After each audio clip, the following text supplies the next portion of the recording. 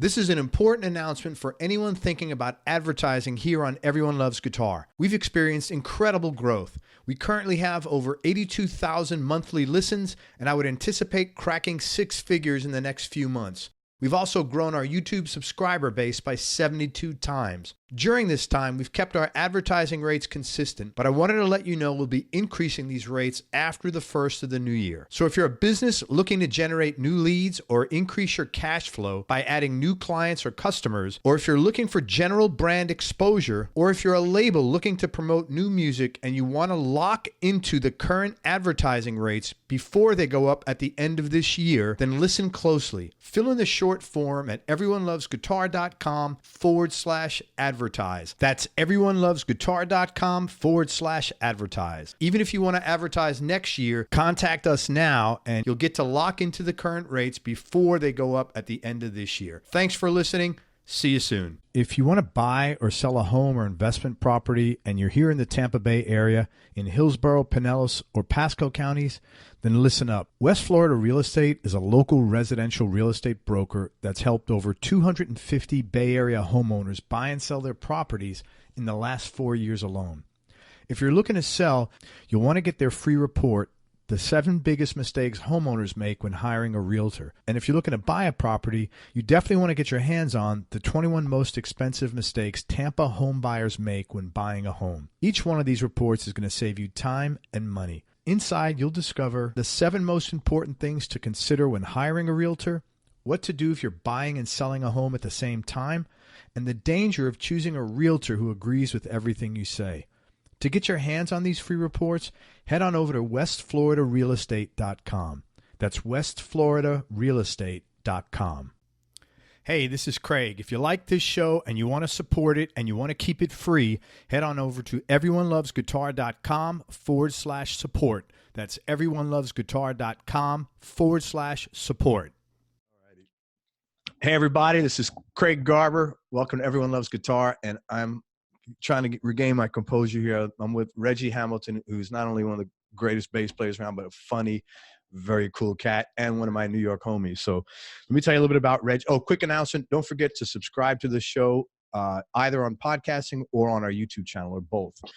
So background on Reggie. As I said, born in New York, spent his formative years on the East Coast, started playing bass at age 11.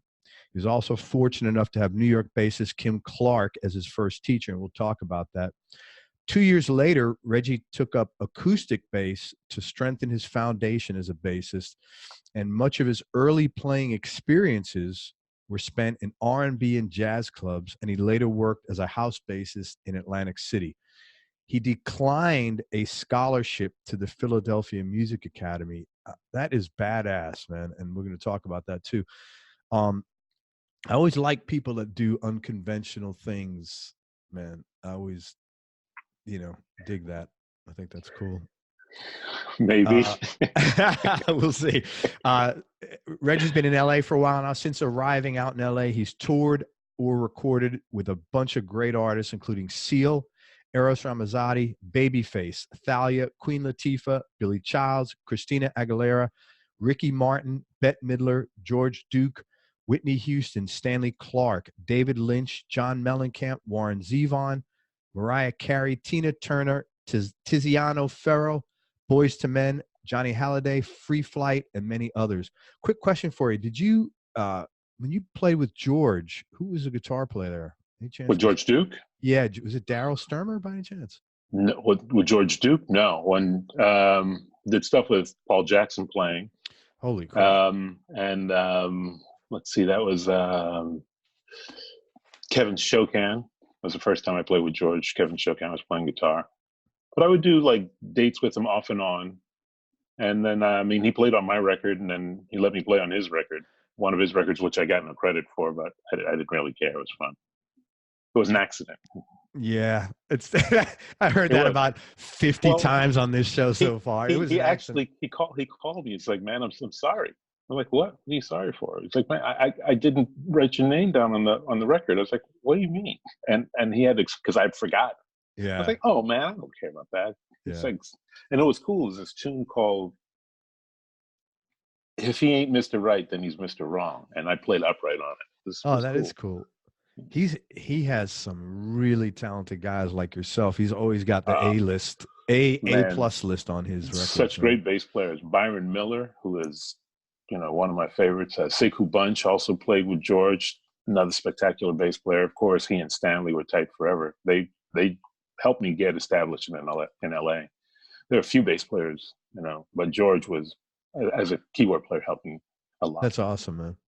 Yeah. Hey, so thank you for coming on the show. I really appreciate it. Thanks for having me. It's a guest. Man, it's my pleasure. We haven't even, I honestly, let me just tell everybody, we were laughing so hard. I couldn't even look at Reggie. I was afraid I wouldn't be able to do this. Anyway, you started playing bass at age 11.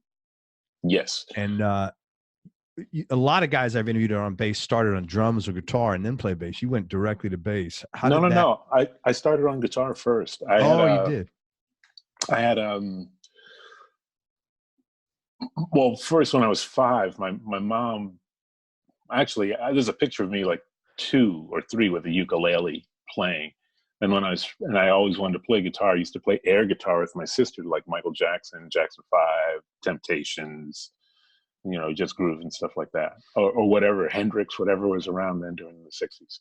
And then my mom bought me a guitar. She bought it from a junkie for like $15.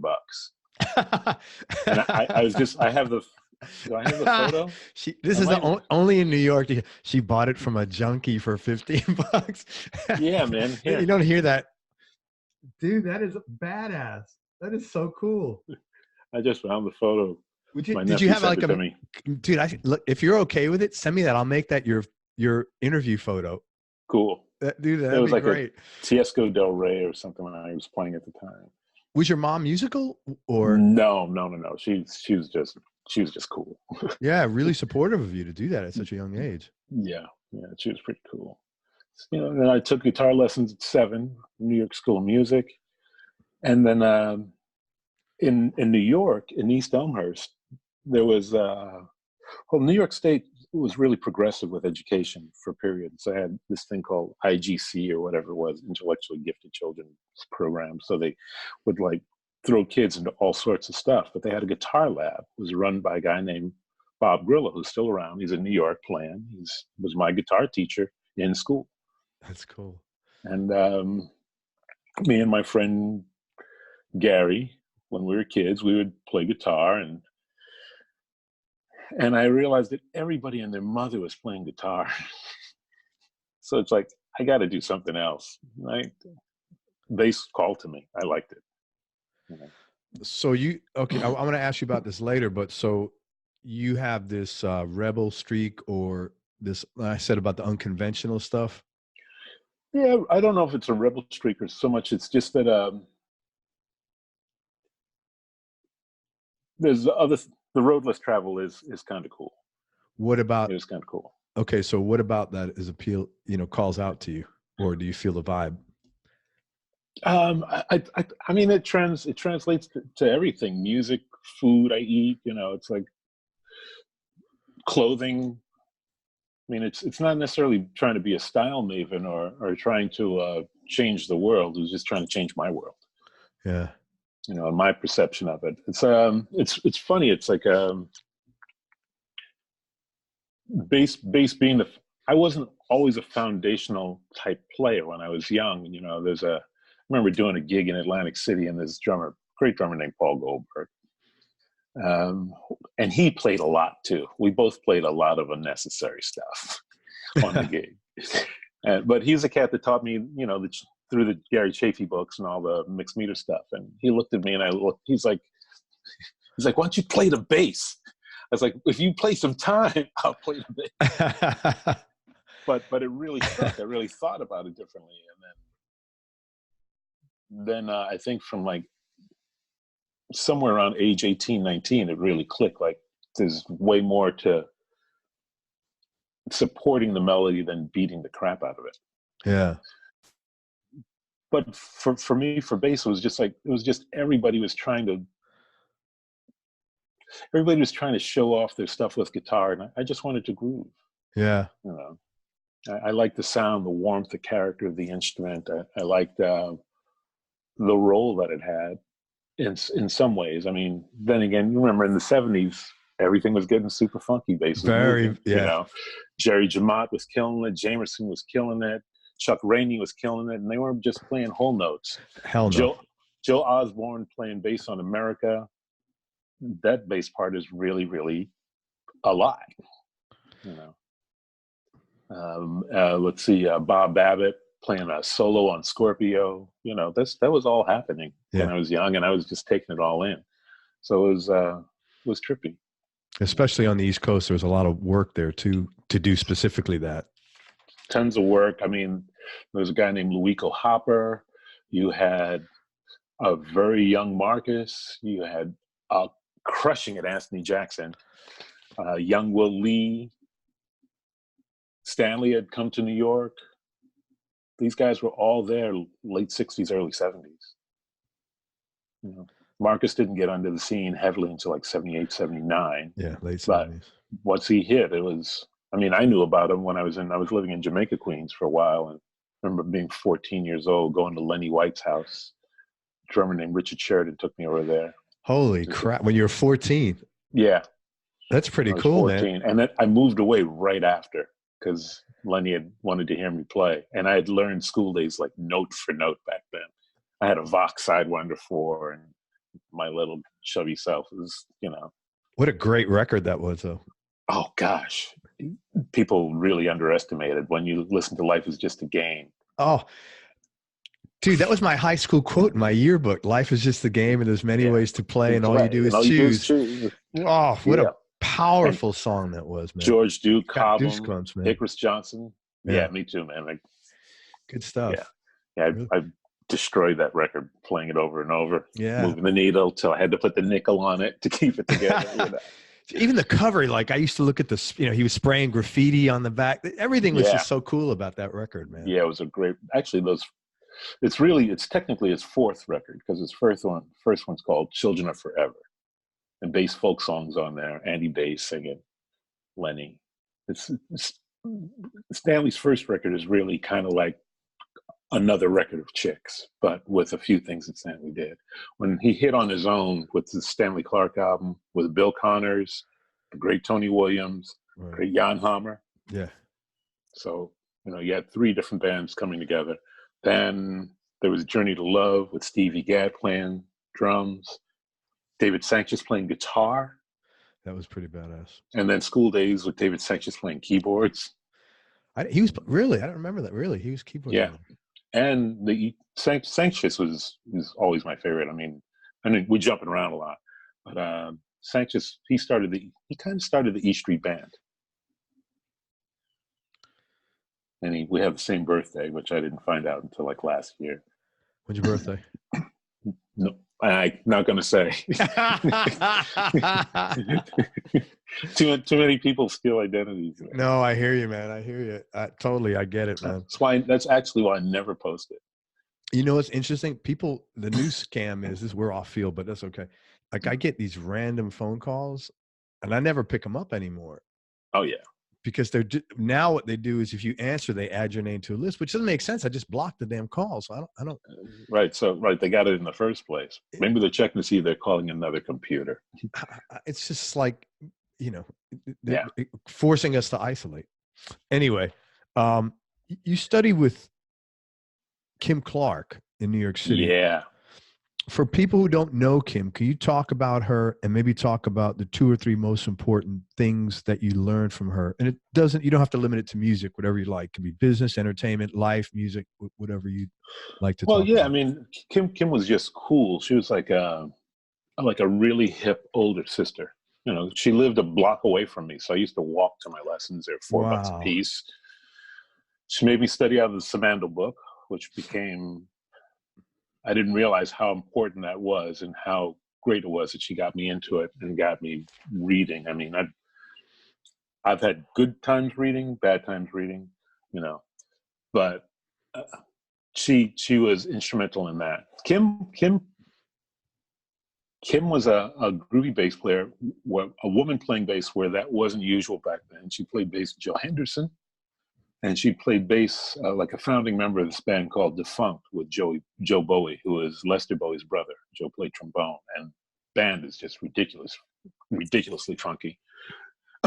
She also used to play with Steve Coleman sometimes, and Kelvin Bell, a great guitarist.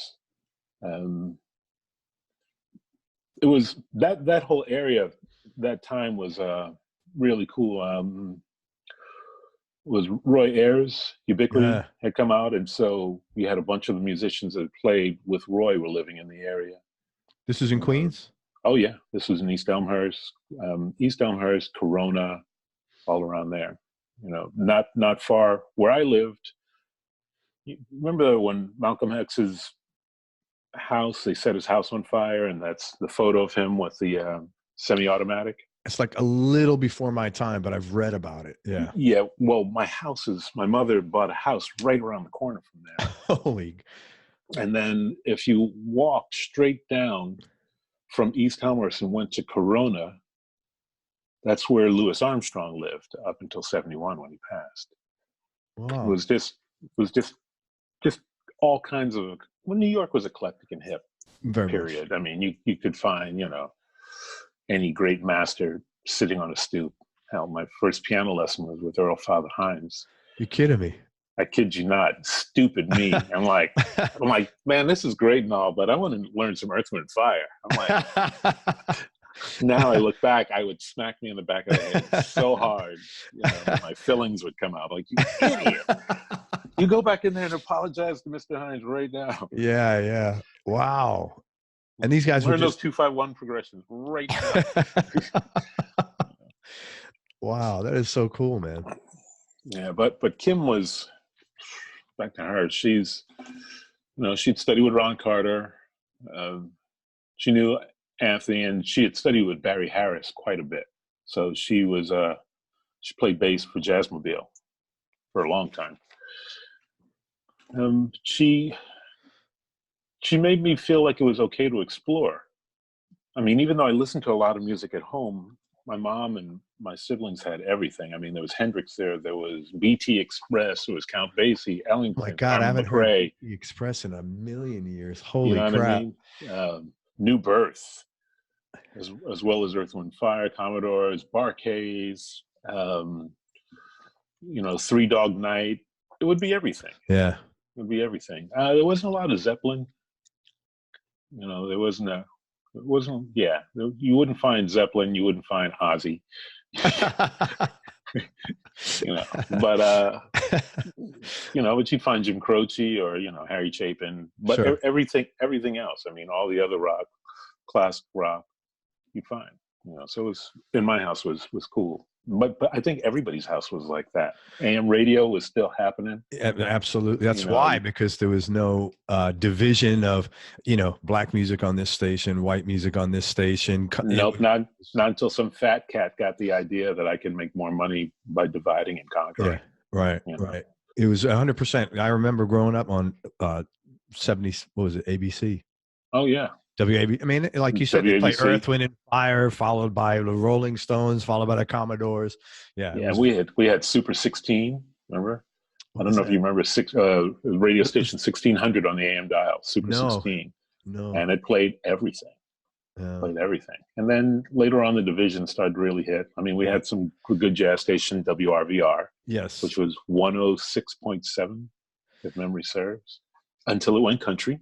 A lot of these stations did that, man. Which shocked me, but yeah, actually, it's really interesting how many jazz stations actually go country. Yeah, right. But which I'm cool with too. I mean, we'll get into that in a minute. But yeah, Kim taught me how to really explore, how to be cool. I mean, I watched her raise her son and hustle and do everything. She's still around hustling, playing her ass off.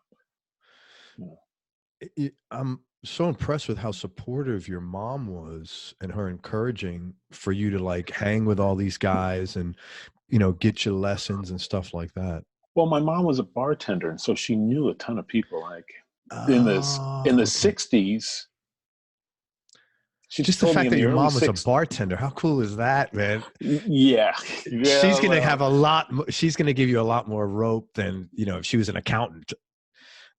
true. Yeah. True. Because my dad was an accountant and I didn't get a lot of rope.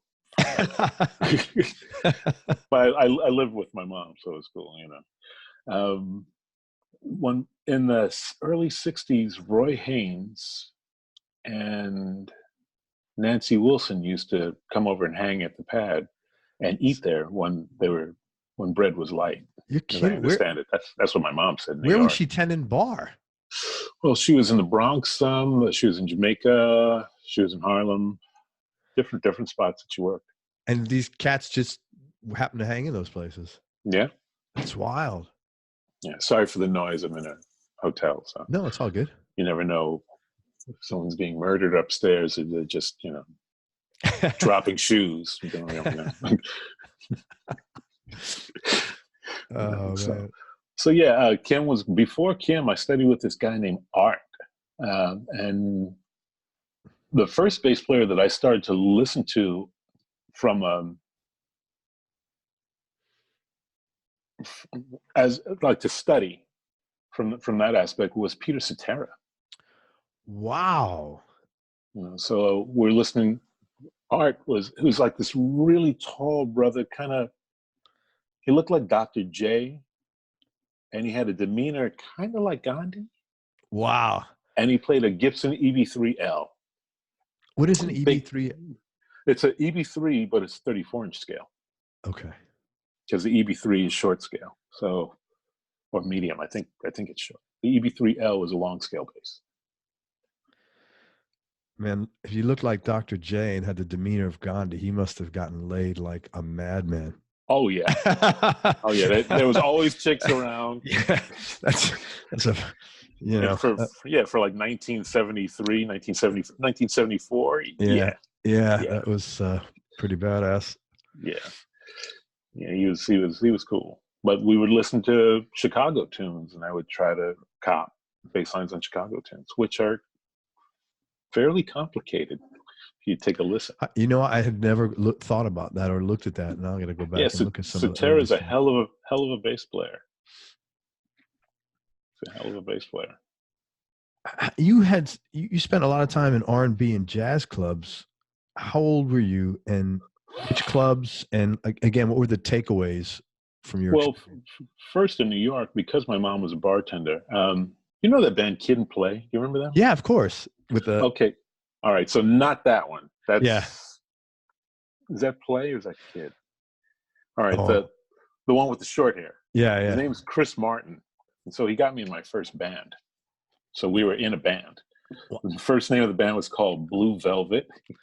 And he was in Elmhurst too. I cannot believe this hotbed of creative talent. And the first drummer was Clarence Stanley III, and he lived next door to my brother's girlfriend. And the second drummer was Richard Washington, and Richard lived next door to Pops for a minute, to Louis Armstrong for a minute. Then there are Bobby Brayboy, who passed away. Kevin Cohen. Dude, your memory is like after even the first time we talked. I happened to talk to Danny after that, and I said, "Man, I spoke to Reggie. That guy is brilliant, man." I said, "I'm intimidated to talk to him. I gotta brilliant now. Read through my SAT dictionary before I speak." I mean, you could tell smart cats, that are well read and just like got it together. Yeah, I get around. Yeah. No, you're super bright. I get around. Come on, I'll get around. But that was the first band. So with that band, because my mom worked in clubs and the band was starting to sound pretty good, so we could book some gigs to her. Okay. So we started playing in clubs where she was working, and then eventually we started doing gigs without her. I mean, our first gig was on my birthday. Which birthday? My 12th birthday. That is amazing, man. That was your first paid gig. It was our first, yeah. I mean, I've played some jazz gigs where I made less money, so I guess that's legitimate. What's the saying? You know, you play many notes, few notes for many, and you get paid, or play many notes for few and you don't. You don't. Yeah, that's exactly right. You know, and yeah, we started working. Then separately, after the band broke up, I just started working. I guess finding a bass player that could play was not that easy, apparently. You know. And I would imagine you were like not hip to drug scene. You were pretty straight and stuff. No. I did drugs. No, did you really? Yeah. Really? Yeah. But to what extent did you get sucked in? Because I mean, when I first tried weed when I was 11. Yeah. You know, like I was going to say like everybody, but no, because I was 12. When you grew up in the city, that was pretty. Yeah, that was pretty standard. Standard. You know. I remember I smoked a cigarette when I was like 11, and someone said, "You smoking cigarettes, but you didn't smoke weed?" I'm like, "Yeah, man, you have a good point." Listen to that stupid logic. Yeah, you have a good point. I need to smoke some weed. I need to smoke some weed. I need to put this baby stuff down. Go figure. and it's weird. It's funny. I was never a cigarette smoker. My sister gave me a cigar to try when I was 6. That was pretty rough. Yeah, that puts you off it, I would imagine. Yeah. No. I'd still smoke cigars. Oh, I smoke cigars too now. Yeah, I started smoking steadily when I was 18. But I was never really a cigarette guy. I mean, they're if it's a flavorful cigarette, sure, but I have no addiction. Let's put it that way. I can leave anything at any time. That's cool. Do you ever try? Remember that this is big in the city. Do you remember Jakarta?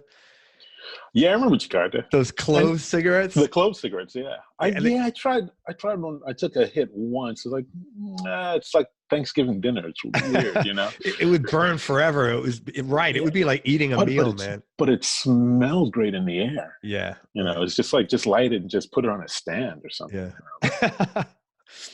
Yeah, but tasting it reminded me of cloves and like a Christmas ham or something like that. It was very strange. Yeah, really sweet. Really weird. Yes, it was super sweet and just like eating straight cloves. Like, that's not sexy at all. No, it was strong, man. Yeah.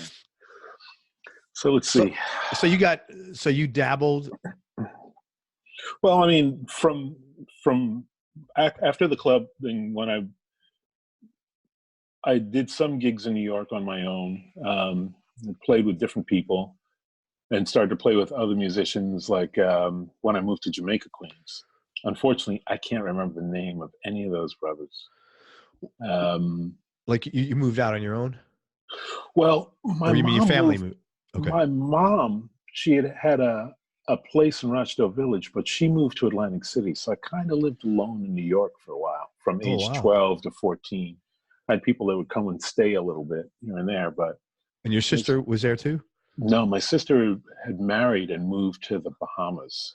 Holy smokes, man! That's a heavy shit for a 12. One brother was in the Navy, and the other brother lived in D.C. So wow. So it was. My brother came to visit me once. My eldest brother came to visit me, and I just talked his ear off. He's like, "You lonely, huh?" Oh my God! I was like, "Have I been talking that long?" He's like, "Yeah, you kind of have." So what did you get out of that experience, though? Because that's a big responsibility, obviously, for a young kid. Self-reliance. I got self-reliance out of that. I learned how to kill flies without swatting them. They hate Windex. Flies are loath to Windex, man. Note to self, which is helpful, you know, when you got the windows open and stuff like that, and you have no screens. Yeah, of course. I remember I was working where I used to fix things, and I still do. That's probably I'm a tinkerer. Yeah. And I was working on some woodworking thing, and I shoved a piece of wood up my fingernail. Oh, man. But it was something. It was probably about as thick as like 4 toothpicks. So still too thick to be in your fingernail. It's like a blunt object inside of my fingernail, all the way all the way back to here. Mm. So I had to cut my fingernail open as a dude. teenager, which I'm crying. And then I have to pull the thing out, which it just felt like someone took an elephant off of my back. It was like, but it was oddly, the experience taught me that, one, pain is kind of relative, and two, if I can do this, which really, really hurts, I can get through other simple stuff, like how to cook. Yeah. Was your dad around, like, to check on you, or? No, from 8 to 14, my dad was kind of like MIA. Yeah. So I called him and asked him why he was such a slacker. You did? Yeah. Good for you.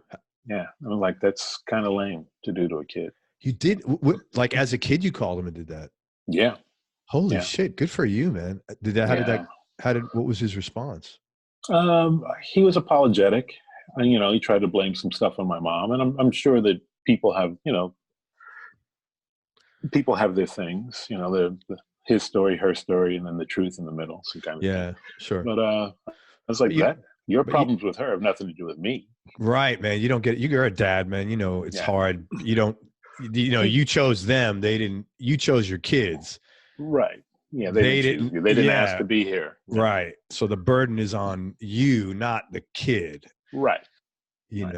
That's exactly right.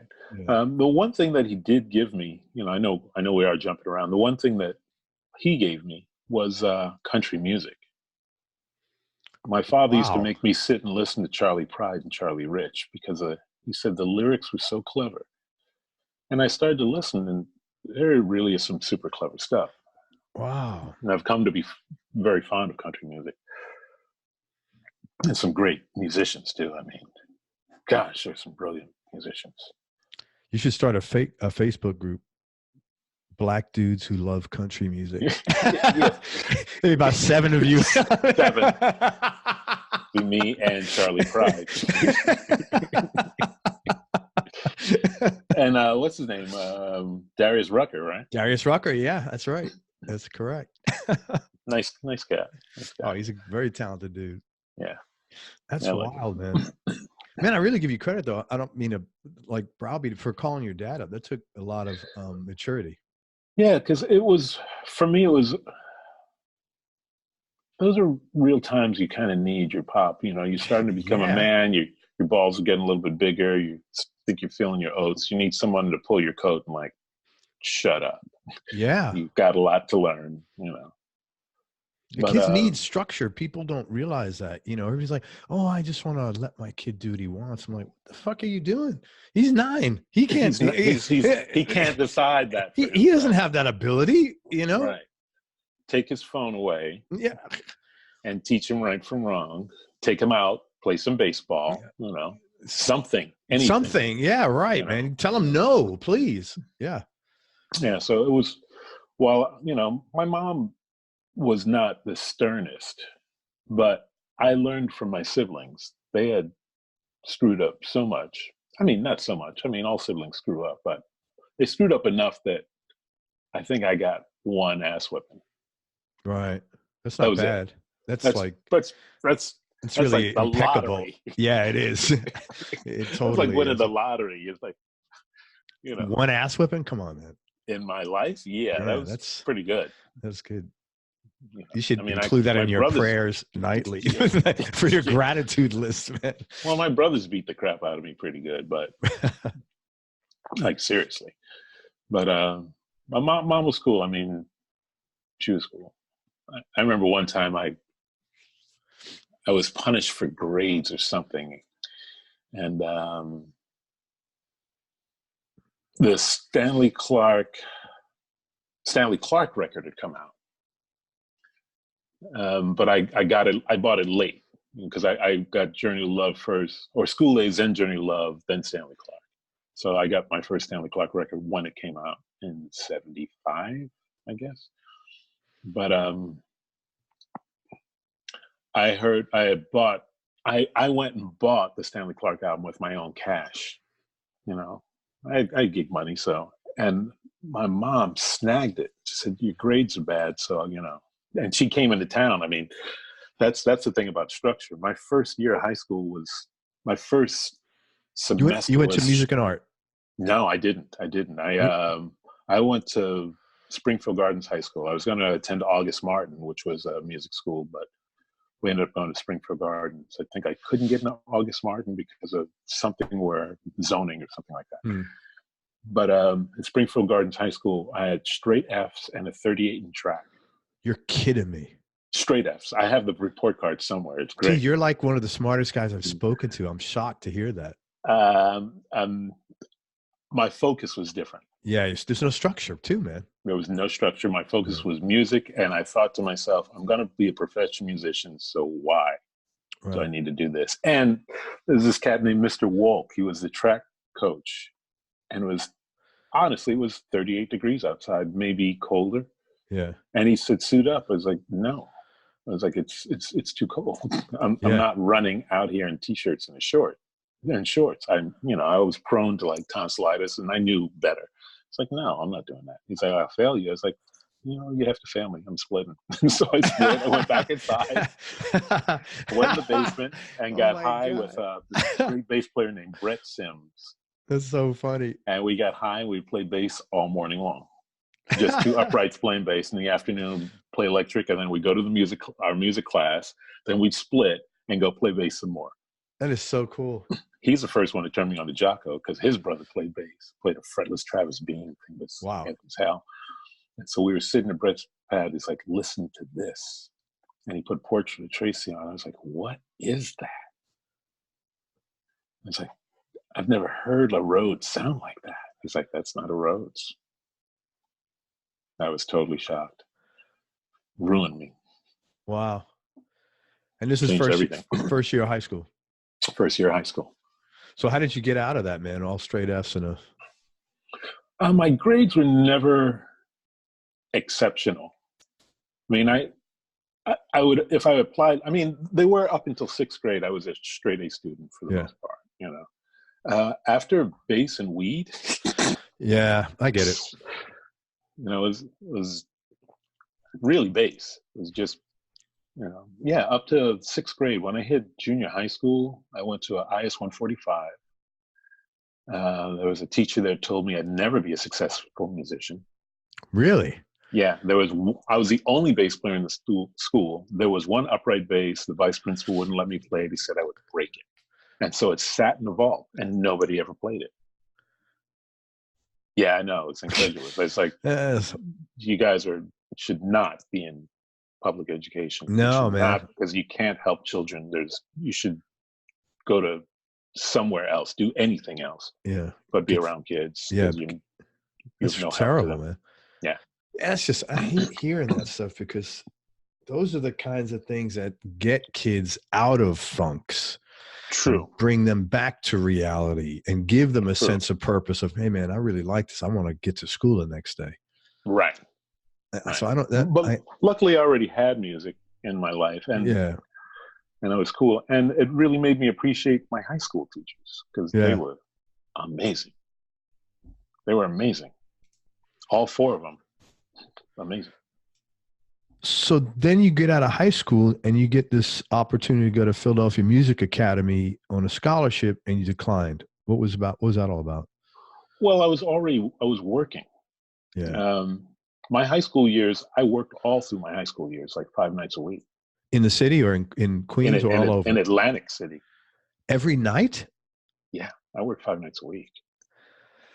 So how did that work logistically? Like, you weren't in school a lot of times. Well, when I moved to Atlantic City on the day before my 15th birthday, I moved in with my mom. Oh, okay. So I went to Atlantic City, and so everything was just starting to pop. Okay.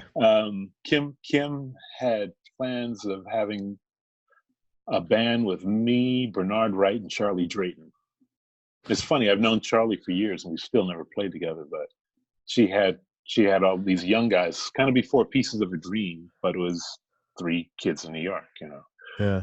But it never came to fruition. Maybe they played together, but I never played with them. And I know Bernard's brilliant. He's going through his stuff, but he's a brilliant cat. So I moved to Atlantic City, and I thought I really thought it was the dark ages when I first got there. I was like, what did you do to me? I could have just stayed in New York alone. I could have made a living by myself. I could have stayed with anybody. I could have done anything instead of coming here. But I think it saved my life. In what way? And how is it such a dark ages, and how did it save your life? Well, the band director was this guy named Joseph C. Brown. The band director in New York was Jerome Tyler and Richard Benza. And Jerome was a trombone player. Mr. Benza was a piano player, jazz pianist.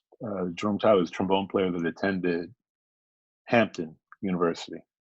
Then I moved to Atlantic City, met Joe Brown and Richard Burbick. And JB played trumpet, also Hampton, and they didn't even know each other, which was kind of funny. Oh, that is funny. But Joe Brown taught me so much about music. He filled in so many holes that were in my education and things that I wasn't getting, more theory stuff and the like. And he was so supportive. He was supportive of everybody. He's still around. He's playing. He's living his life. I love the guy. I still talk to the band directors that are still alive from high school. I still talk to. Do you? That's so cool. Bob Grillo, my guitar teacher from elementary school, and yeah. That's got to mean a lot to them as much as it might mean to you, I would bet. Well, definitely not a ton to me. I'm 55 now.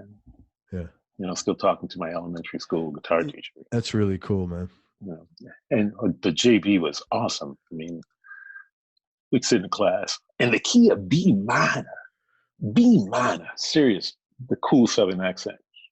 How many shops are there? And somebody would answer. And me and my friends that knew, we would just sit, we'd watch this go on. And he'd say to the cat, "Are you sure, buddy? Are you sure?" And he'd shake the student out of his or her boots. And he'd say, "You had it, buddy. You should have just trusted yourself."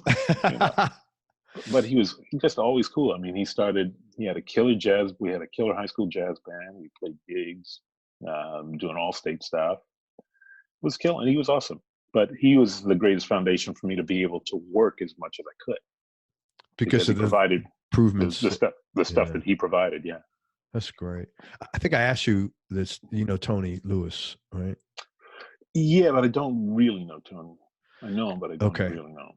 Because he was doing a lot of all-state stuff. He played in McDonald's, the National McDonald's.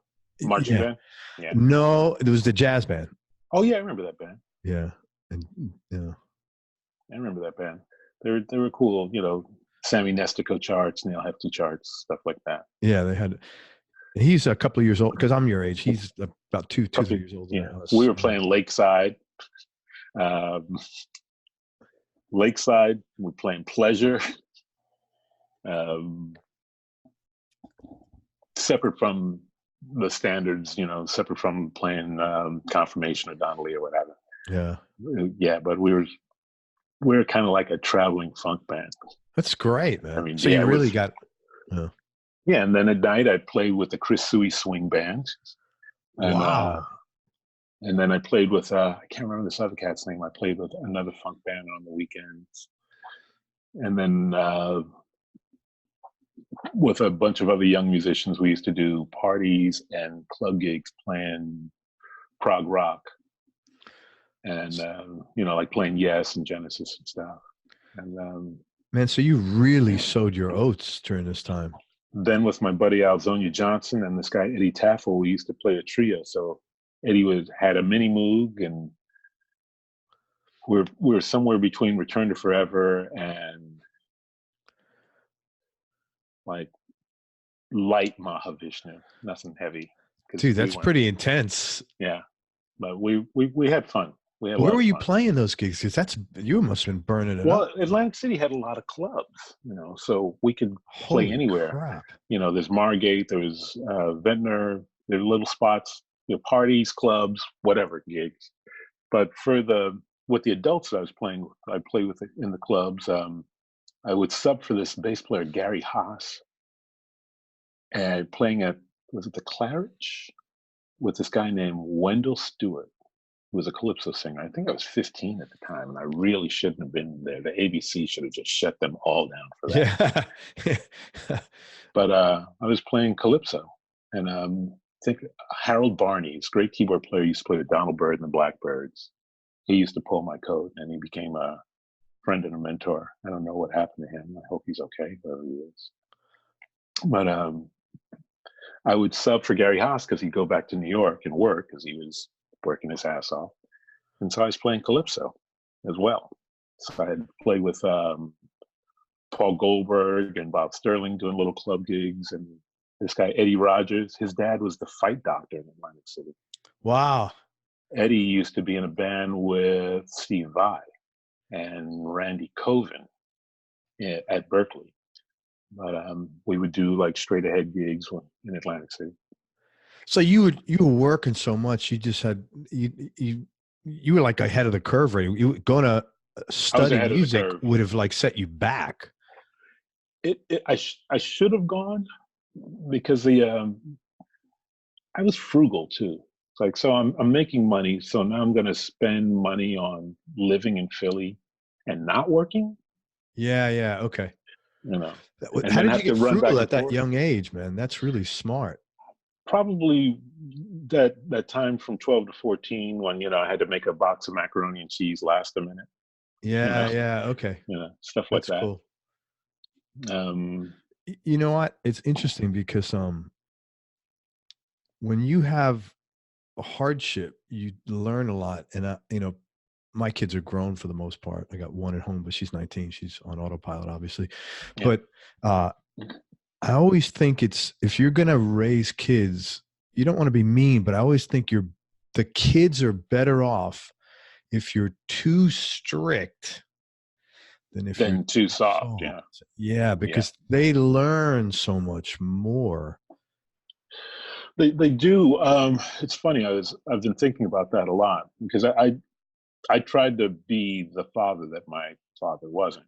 Sure. But I still, you know, I still maintained some sternness and gave them some structure. But cognitive reasoning kicks in at different times for different people. Totally. For different reasons. You know, how my kids function now, my daughter's like pumping, and I think my son, I think in another 2 years he's going to be stellar. It's how the 21st century mind works, which is kind of foreign to me, but I just have to be open to it. Well, I would bet, see, I had a difficult upbringing as well. And I bet that you did the same thing I did, because I'd be raising my kids and they're like, I'd use myself as a reference.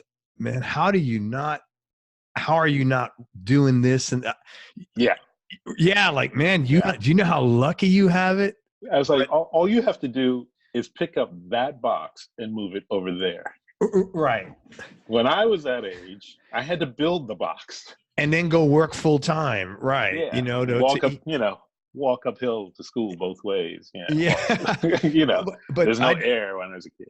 Yeah, right. There's no air when I was a kid. That's right. You're allowed to breathe. Yeah, right. But I did that a lot. And then I realized that it taught me, don't have expectations of your kids. Don't have expectations. I mean, outside of, you know, you got to be good people, but the thing that I started to say to them, because as I understood it from others that they were afraid of my success, and I said, you guys you'll do much better stuff than me.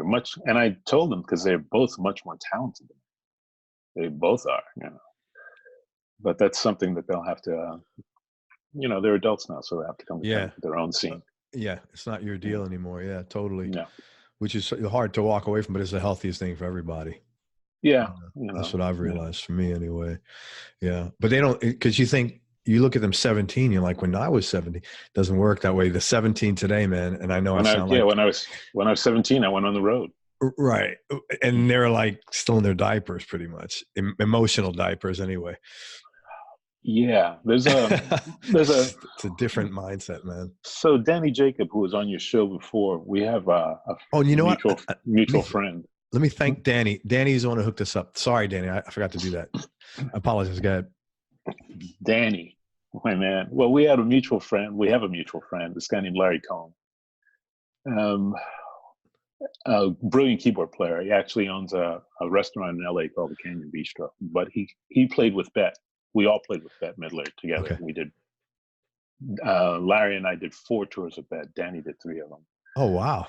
Yeah, like killer keyboard player synthesis. But he bought him. He always says he bought himself a job. But he talks about this book called The Indigo Child, and about children whose the cognitive reasoning kicks in and everything happens to them like 27, as opposed to, like you're 21 and now you're an adult kind of thing.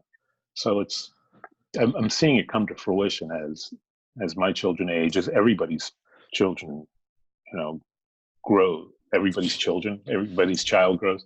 Yeah. It's interesting. It's interesting. The Indigo Child. Yeah. I'll check that out. Yeah. So things are popping in Atlantic City. What made you go to LA? This guy named Michael Pedersen. So I turned, it wasn't like a major, like a super full ride scholarship for PMA. And it probably would have turned into that because of my work ethic and what I was doing. But the professors that were teaching there were working with me in Atlantic City. So I knew them all on a first-name basis. And there was a bass player named Craig Thomas, who I'd studied with when I was 16, who I used to sub for in AC. And then eventually, we had the same kind of gig. He was a house bass player at the Atlantis. Me and Mark Estes, who was a beautiful bass player, passed away. He also studied at PMA. We shared the roles of the house bass player between the Playboy and the Trop. I was the primary guy, so I guess at 19, I was a primary guy, and Mark was the secondary cat. So I had the first call of either gig. So I had basically both of those rooms. And I think there were like 7 gigs to have in town. Holy crap. That's pretty cool. Yeah, so there was Ronnie Ponzio ran resorts, which I would work sometimes there as well. But I primarily worked for this guy named Michael Pedersen, who I played in his band when I was 18 as well. In the winter of 81, so I started playing with Mike. In fact, my reunion blues leather bag I got through him, and I still have it from 1981. That's a good. That's a great testimonial for the longevity of a product, man. No kidding, Yeah. But what made me move to LA was Mike. And so I did those gigs in Atlantic City, the house band gigs, and then I tried going on the road with Tap Dance Kid. So we did Uptown It's Hot there as well, the Maurice Hines musical. And that went on the road, and I stayed in Atlantic City because I was making too much money and I was having too much fun. Yeah, sure. Why go on the road?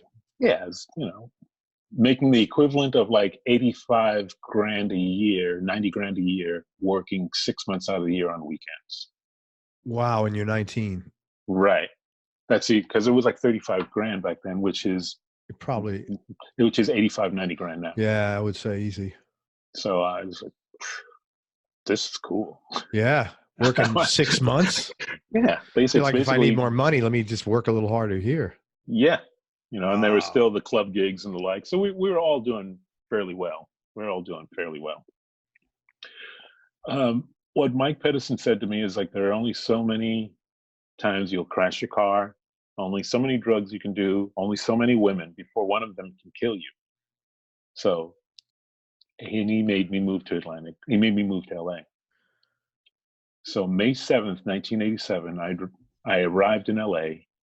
My car, sold my upright through David Gage because I figured I'd get another bass. I had an electric upright I built for myself. And I had my Federa and my Squier jazz bass with Alembic pickups that Jeff Lee Johnson made me buy. Wow. You know how I interviewed, played with Jeff Lee Johnson was Reggie Washington. Oh, yeah. Yeah, Reg is a good man. Yeah, he's a good man. He just had his 3rd kid. He's our age, bro. Yeah, I know. God bless him. I hope it goes well. I saw him before. The last time I saw him face to face, because we'll talk online from time to time. The last time I saw him face to face was before his accident. Oh, wow. Yeah. But he's doing well. I see him online from time to time. I drop him a note. Holla. He's a good brother. Yeah. Holla. I saw Kenny, but didn't get a chance to say hello because Kenny's his older brother and Right. a brilliant drummer. I don't know Kenny, but I know he's a hot drummer. He can play. He'll play all the way into next week. But it was Michael Pedersen Jr. that made me move to LA. And it's funny, he helped set some things up for me without knowing it. Like one of Stanley Clarke's best friends at the time, or his high school friend, was a lady named Sonny Paxson. Sonny's ex-husband, Jimmy Paxson, was the one that who also worked for Pedersen, was the one that helped me with my big band playing. In LA? In Atlantic City. Oh, Atlantic City, okay. So when I got to LA, I kind of had my connections to Stanley already. And I'd also, remember, what was that show with Star Search? Remember Star Search? Ed McMahon. Ed McMahon, Star Search. That was like the original, I guess. American Idol, yeah. Yeah. So with Star Search, there were two people that I'd worked with a bunch of the winners that year. Kenny James, and Peggy Blue, and there was one other. He was kind of like a Freddie Washington type, great voice. So it was four of them. It was four of them, two guys, two gals. And gal, how old am I? I didn't think anything of it, so I'm just so it's like two guys, two gals. And so we played with them in Atlantic City. Jimmy Paxson, myself, Mike Pedersen. We had that band, and then Mickey Rossi, who played with Paul Simon and played with Philip Glass, I've known him since I was 15, doing gigs with him in AC. But we then played Radio City. Oh, wow. So Kenny James and Peggy Blue said, whenever you come to LA, and Peggy Blue's then husband, this guy Ted Perlman, New York guitarist. Ted Perlman is a bad dude. He writes great charts. He's nuts, but he's incredibly talented. Yeah. And he was very methodical. And he knew how to write the charts, and he knew the formula to help Peggy win Star Search. But she had a fantastic voice anyway. Sure. And, but she was one of Streisand. She would sing backup stuff for Streisand on record. They did a lot of record dates in New York. Record and jiggle dates, that was her thing. Well, when I got to LA, they kind of both found me, and I started working with them immediately, which I was able to make some sort of a living there, doing gigs with Ted and Peggy and doing club gigs with Kenny James. I was subbing for another Reggie. I was subbing for Reggie McBride. Okay. Who's another bad dude. Reggie played with Steve. He played in Wonderlove before Nate Watts. So Reggie's, I think he's on Innovisions and Talking Book and stuff like that. And he's not much older than us. He's a super groovy bass player and a nice guy. Another guy that helped me do well in town, along with Jimmy Haslip, Abe Laboriel, Stanley. They all turned me on to work. That's so cool. Yeah, and they didn't know me from Adam. No, but I gotta believe they heard A, they saw your work ethic. B, you're easy to get along with, and you're a badass player. I mean, I'm a work in progress, as we all are. We all are, man. But I'm talking about you get there. Yeah. You ain't a bad option, right? Yeah, it was another young cat in town that wanted to work. I really wanted to prove myself to Stanley, because it was Stanley Clarke. Yeah, of course, man. Jimmy Earl was the primary bass player for Stanley Jimmy Earl did the live gigs. I started working with Stanley doing the studio stuff. I played on his movies, which was great. So I played on and Sonny and I used to ghostwrite a couple of cues, stuff that he just didn't have time to work on. But I first met him at a Christmas party. Sonny Paxson would take all the strays that she had met along the way, and Stanley and Carolyn would take them in, for Christmas. And I met him Christmas Day, and he had me working for him the very next day. Wow. How cool is that, man? He must have felt like $1 million. I felt pretty okay. Yeah. I felt pretty okay because I remember there's another bass player,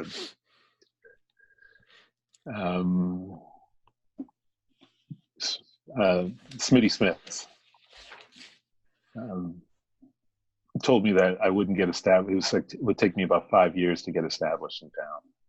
And I had that Captain Kirk attitude about it, like it's gonna, you may get a starship in 8 years. 8 years.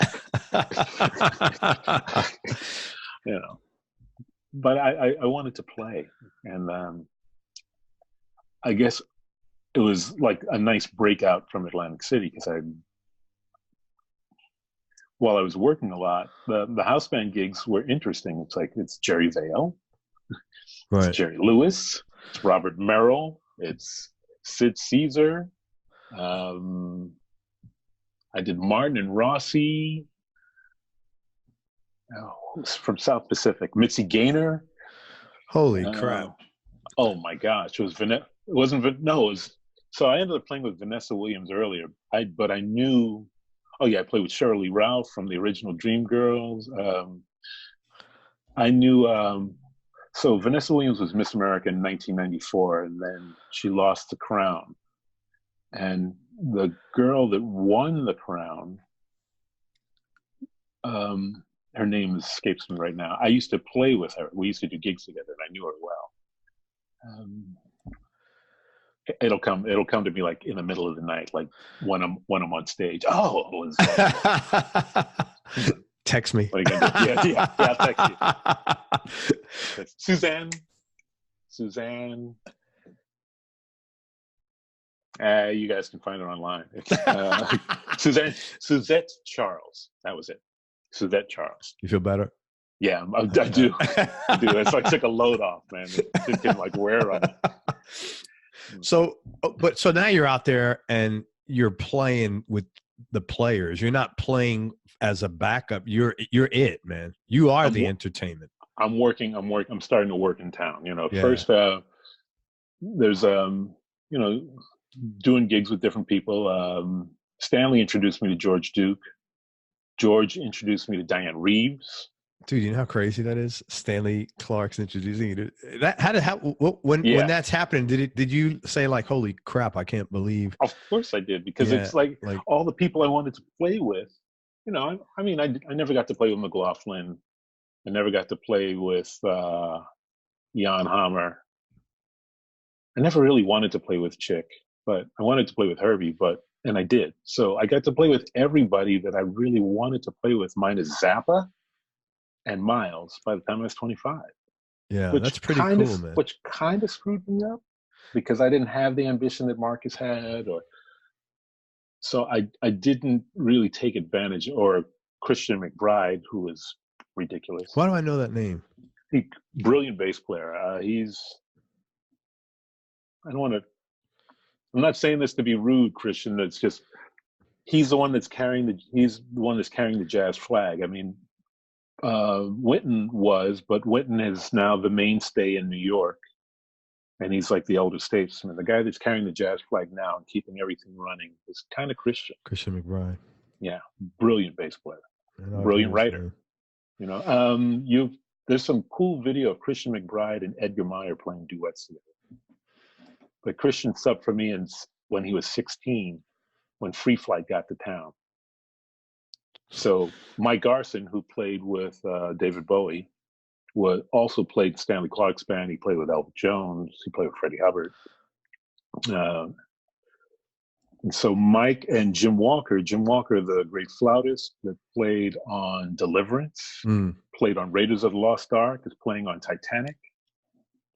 Whenever you hear him, like, he played on a bunch of stuff for John Williams. I think he's on Schindler's List. Whenever you hear like unbelievable flute playing, it was usually Jim Walker. He was the guy. So they had a band together, and I played in that band with Joel Taylor, who played with Holsworth.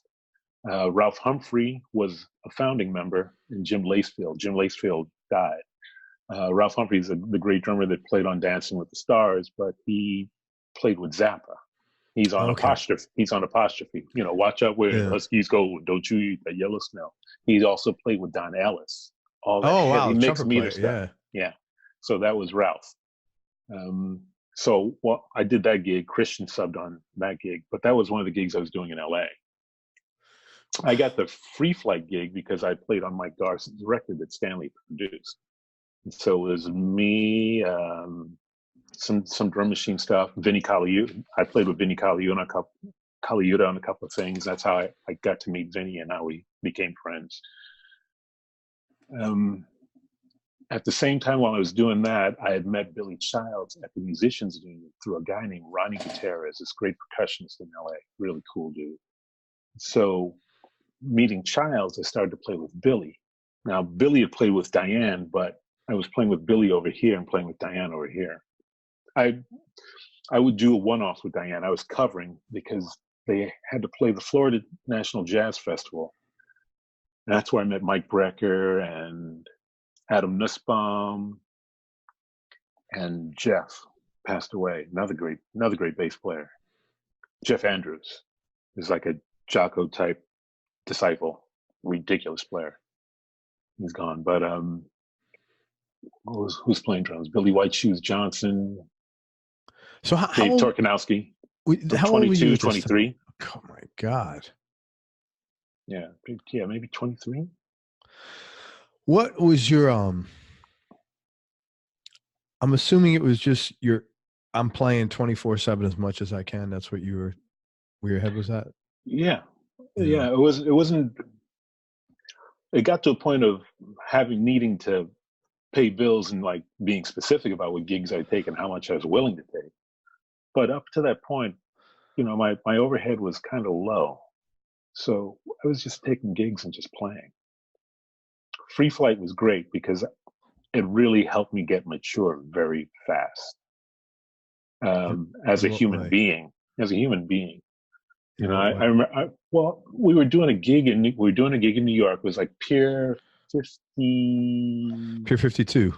Maybe it was 52. That's where they used to have This was like 88, 89, and I think they used to have the Dr. Pepper. Something like that. But this is a classical jazz group. And my bass amp was a horn. The amp that they rented for me was a horn and something else. And the bass sounded like a frog. And I kind of literally threw a hissy fit about it. And Jim was like, look, man, we all know the game's rigged. You just got to man up and be a man and handle your job. Right. And he was, as big brothers go, the guy was fantastic. I mean, he teaches at USC now. He's chilling, enjoying his life, playing golf, doing whatever he wants.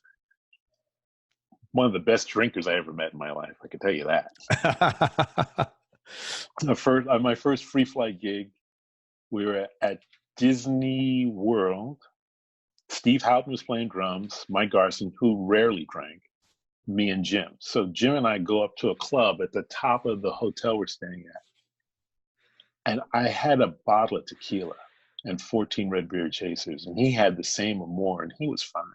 A bottle of tequila? How the hell you drink a bottle of tequila, man? Not easily. Actually, it goes down easily. It just doesn't stay down easy. Yeah. But he was fine. He was like, handle it like a man. You know, you would have thought he had a cup of coffee. Yeah. He was cool. I had this like pencil thin John Coltrane mustache, and I have photos of me somewhere drunk as a skunk, sitting in with my head hanging over the bass. Bad. But I mean, I was trying to play on everything I could play on. Yeah. Playing with Childs, I was playing with Clayton Cameron, jazz drummer, and with Mike Baker, who Mike Baker is the reason I started playing Whitney's live gigs. He was her MD. Let me ask you, I want to mention a couple of folks that you play with. If you could talk about how you got the gig and maybe a cool story or interesting Sure. story. Let's start with Seal. Okay, good one. The reason I got the gig, I got an audition with Seal. I'll tell you why I got the audition and why I got the gig. Yeah. I got the audition with Seal. I was doing a Belinda Carlisle Christmas album with Kurt Busquera, or at least Christmas song. I think Linda Taylor was producing it. And I was playing with Babyface at the time. And I was just, it was... How long ago was this? This is 94, 95. Okay. Maybe early 95. Early 95, yeah. Okay.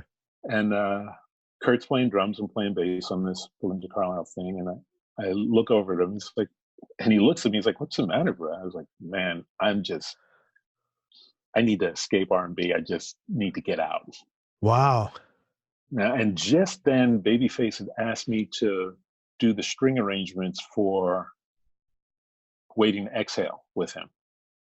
I did the string arrangement for Water Runs Dry, but I was really out of my league, and he needed who he got, which was Jeremy Lubbock, there's nobody better. Nobody better. That's a guy that did Not Like This with Al Jarreau. Okay. He wrote it, and if you listen to it, it's the most glorious thing you'll ever hear. I mean, the changes, all of it. Check it out when you can. Send prayers, because I think he's back in South Africa, not doing too well. Wow. But so Kurt said, "No problem." He said, "I'll call you tomorrow." And he says, "You're going to get a call." So I get a call to audition for Seal, who I had already known about through Carl Burnett, guitar player.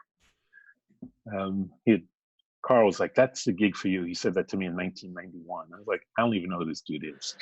Wow. I wasn't even listening. It wasn't even on my radar. And so I auditioned for Seal. Gary Novak's at the audition, who I'd known forever. And I think he was playing with Atlantis at the time. He's playing with drums with Seal for the audition. And it's Jamie Mahobrecht, the keyboard player, and Chris Bruce, the great guitar player, bass player, is on playing guitar at the time. And so playing the music's easy. It's cake. It takes no effort at all. I mean, I can hear it and play it. It doesn't take a whole lot for me to memorize, because it's just, for some reason, it just clicked. But they weren't going to hire me because they said I looked too clean, like physically too clean. Hey man, we need a junkie looking dude in here. They wanted me to not bathe for a week. You got to be kidding me. I kid you not. Now, don't bathe for a week? Right. They said they're talking about me about this. So I hear this through Will Jennings, the keyboard tech, who was keyboard tech for Ozzy. I think he did Quiet Riot. He's done everybody, and he did Bette Midler. So he's my friend, and he was my drinking buddy. So was Steve. I interviewed Steve Hunter. He played with Bette. He said it was one of the best experiences of his life. He really liked he played with Bette after. Right? Later. Yeah, I think it was afterwards. Yeah. In the 2000s during the Vegas period. I think so. Yeah. Yeah, I did that from 99 to 2001, something like that, after we did a record that Don Was had produced. Well, I just saw the other day. We look good. Oh, I got to call. So with Seal, could you not bathe? So Will Jennings was there with him. Bathe or shave? Like all of it. Like, I looked too clean to them. I think I walked in, if memory serves, I had on a vest, a white T-shirt, and a pair of jeans. You look cool, man, like a freaking rock star. Well, I ended up shaving my hair off. They told me I didn't have to look a certain way, because after playing with Babyface, and I played with Johnny Gill. Yeah, so you had a there was a the R&B thing, we matching costumes, shit like that, whatever the fuck. And so Will Jennings nutted up on them. It's like, if you guys don't hire him, you're too stupid to have me work for you. And that's how I got the gig. Will is pretty much the reason I got the gig. So what was the difference? Like, were you allowed to bathe after you didn't bathe? I mean, did you get okay, look, man, you're on every 3 days bathing? What the fuck? I mean, well, when I got the gig, it's like, I asked him, what's attire like for the first gig? He's like, man, I don't care what you wear, man. That's exactly what Henry Seal? said. That's how he said? Yeah, I don't care what you wear, man. I don't care how you look. I was like, really? I was like, great. And so, and it was cool. We had like these villas in my, now I don't care what you wear, man. We had these villas like in Miami, and I had an electric razor I used to clean up. I just started shaving my head. Like, I don't have to look like anything. I don't have to have a hairstyle. And I wore like Timberlands, black Timberlands, brown jeans, a black t-shirt, and a long trench coat. And I just melted into the crowd. Good for you, I man. could completely just disappear and just play bass. So it must have felt good after that gig where you had, where there was so many extraneous, how you had to look was part of the deal. Oh, it was awesome. And then, and I sang background on that gig as well. Jamie and I did the backgrounds. Do you do a lot of backgrounds? No, I don't even tell people. I don't really. I mean, I sing enough to figure out what it is that I want to write. Right. But I don't. I mean, I sang as a kid, but as an adult, no. No. Yeah. I mean, I can cover background stuff, but I try not to. With Seal, I enjoy doing it, but I mean, Eros, they wanted us to sing on something. I was like, I don't sing. Yeah. You don't pay me to sing. You pay me to play bass. That's it. Any funny stories with Seal? No. It was just all good. I mean, it was just all a hang. We were just all cool. I remember I got everybody drunk in July of '95. And how the hell do you remember dates like that? Like right off the top of your head, man. That is. I remember the time. I don't remember the actual date, but we were in Austin, Texas. That's pretty. And impressive. It was arguably the best show that we ever played. How long did you tour with him? I was with him for 3 years. I left August of 1998. Went on the road with Johnny Hallyday. Oh wow! So that was Abe Jr. got me that gig. That was a pretty good gig then. Seal's gig? Yeah.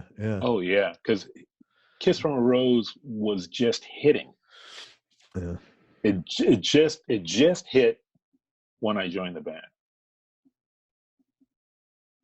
And so you were like right in that was the time. I was in the thick of it, yeah. Yeah, that's great, man. And then I co-wrote a song with him for a movie.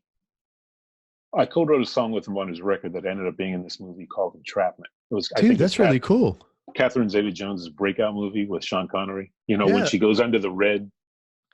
I don't remember that movie, but that's awesome. So you get so you got that scene. Every guy remembers that scene. So you got a licensing. Yeah. Yeah, that's awesome. Good for you. It was cool. With Seal, that's great. But while I was with Seal, I turned down Katie Lang. Uh-huh.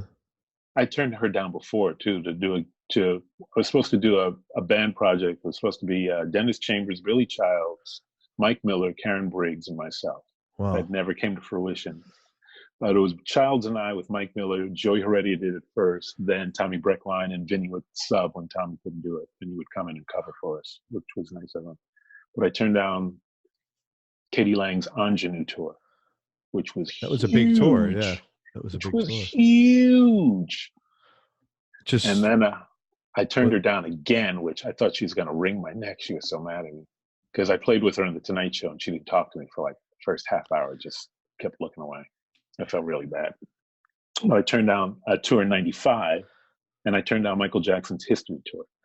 Why? I was writing with Seal, and I know this is horrible to say, and maybe Jackson fans aren't going to dig it, but I had a dream like that night where he said, "Can I hold your baby?" Like, oh my God. Oh my God. Dude, you can't say you're not keeping shit real. Oh my God. It was just, it's horrible to say, but Brad Buxer was the MD, called me and he asked me, "Are you sure you don't want this gig?" I was like, "Yeah, I'm sure. It's not for me." And Freddie Washington ended up doing it. Wow. There was 3 of us up for the gig. It was Daryl Jones, who wasn't going to leave the Stones. Yeah. Me and Freddie. And it wasn't about our playing because they knew, because none of us played a note. We just got together and sat and talked to them about the hang. I remember David Williams talking about how rock and roll, how much fun it was going to be, and all the swag we were going to get. Okay. And that's the face I made. I was like, okay. Yeah, okay. You know, and then I listened to some of the stuff, and like "Want to Be Starting Something" was so everything was so fast that it wasn't sexy, and it just wasn't for me. Who was Jennifer Batten the guitar player with him then? No, that was during that period. No, it was after Jennifer. It was David Williams, and I can't remember who the other person was. And Rayford Griffin was playing drums at the time, and Jonathan Moffett was playing with Babyface and the Isley Brothers. And then they switched back to where Rayford went back to the Isley Brothers and Jonathan Moffett went back to Michael, because Michael missed Jonathan. Right. Yeah. Wow. That's wild that you had that. I mean, that's like pretty random. Isn't that a bizarre dream, man? Yeah. Like, I don't mean about it, but it's a no, weird but dream. like you're not, I mean, obviously I'm assuming you don't normally dream about Michael. It was just because he was in the concept. I've always dreamt about Michael Jackson, but this time, no, this was just because he was in the context of what, right. Of what was happening in my life. Yeah, man. No, I would have, yeah. I'm sure it would have been fine. But who wants to take a gig when you get a dream like that's? Like, you got to really want that gig after having that dream. You got to really want that gig. Yeah. You got to really want that gig. Wow. But I was like, I mean, I would have made a ton of money, but I did okay. I did okay. Yeah. I did okay. Well, I found interesting. You said somebody had said to you previously that Seal is the gig you should have. Yeah, that was Carl Burnett. He and I played together for years. In fact, there's some video of us together on YouTube doing some Fender stuff. Carl's super funky. And he wrote for Entertainment Tonight. He played with Hiroshima, did a bunch of things. He's in New York. I think he's doing some Broadway gig. Like, good cat, really good cat. And he said it to me. And in fact, it was Carl that introduced, Carl said it to me in 91. Carl introduced me to Kurt in 88. So we were supposed to play the gig together, and Kurt was the one that ended up getting me the gig. Yeah. See, but I think, what is your viewpoint on that stuff? Like, I don't like, are you like a spiritual guy? Is that a God thing? Or is that like, how do you think that stuff happens? I mean, that's a case of predetermination, right? So I don't know. We already know, right? Right. I don't know. I wish I was that smart. I would figure out my own shit, to be honest with you. Well, I mean, that's, as far as ant farms go, which we're kind of, we're like cotton, we're like monkeys dressed in cotton on a spinning rock. But as far as ant farms go, I mean, it's really odd that, this one particular rice is going to make it from here to here. Yeah. Without some system. Right. Without some, I mean, we didn't necessarily know, or the ants don't necessarily know it's going to get there, but it just gets there. Yeah. So from me meeting Kurt Pescara in 1988 through Carl Burnett, while I'm hanging with Carl, he tells me in 1991 that I should be playing with a guy I don't know, to 1995 where the guy that he tells me I should be playing with gets introduced. I get introduced by the guy who he introduces. That's what I'm saying. Yeah. It's kooky. It's pretty kooky. Yeah. I'm like, I asked because I'm like at a point where I'm trying to figure out my own spirituality for the first time in my life. This is a very foreign thing to me. I didn't grow up with anything like that. And I'm trying to acknowledge the higher power for stuff like a God for stuff like this, because I've had things like that happen to me. And I'm like, I've had enough of them happen to me. And I've talked to 600 musicians and I hear this story and I'm like, man, there's a lot of random shit. I don't, and I'm choosing, just my choice, to believe that there's a higher power involved in this. This is not like a religious show. I'm just talking about my own journey. No. This everything happens when it's supposed to happen. Yeah. Right. Right. It's like the gig I'm on now. They've been trying to get me on this gig for 16 years. Well, it's Chris Botti? Chris Botti. Yeah, Chris Botti. Well, it was 16 years. I've been on the gig for 2 years now, come December, which is a lot for me, just because the way my brain works. But it was fortuitous. So 2017, I came off the road I was doing Tiziano Ferro, me and Gary Novak. Well, no, Novak couldn't do that one because his old lady had a stroke. Oh, He wow. had to split. So I came off the road, Tiziano, and I was working and stuff. Because after you come off the road for a long time, from being on the road a long time, people forget your name. Oh, yeah. You know, like, who's Reggie Hamilton? Get me Reggie Hamilton. Get me somebody sounds like Reggie Hamilton. Who's Reggie Hamilton? Yeah, you know who told me that? This guy in England, Les. Do you know Les Davidson, session player? I know who he is. Yeah. Yeah, he told that's me a very common thing. Yeah, Or he told me that. it's Who's either Les Davidson? Yeah. Or get me a young Les Davidson. Right. Les Davidson. All right. So I'm on my 6th incarnation of that. Good for you, man. You know. Right on. But I was doing a gig. It was Joanne Tamanaga, who was a great contractor in LA, calls me, and because Greg Field, he's a president of Concord Records, cool cat, funny cats, super hippy dippy cat, needs a bass player to do this Tony Bennett thing. They had called Nathan East to do it, but Nathan had detached retina, so he couldn't do the gig. So, and it's easy. It's like, I think it was all upright, actually. So it was all straight ahead, and some of it was fast, and it was Stevie Wonder, it was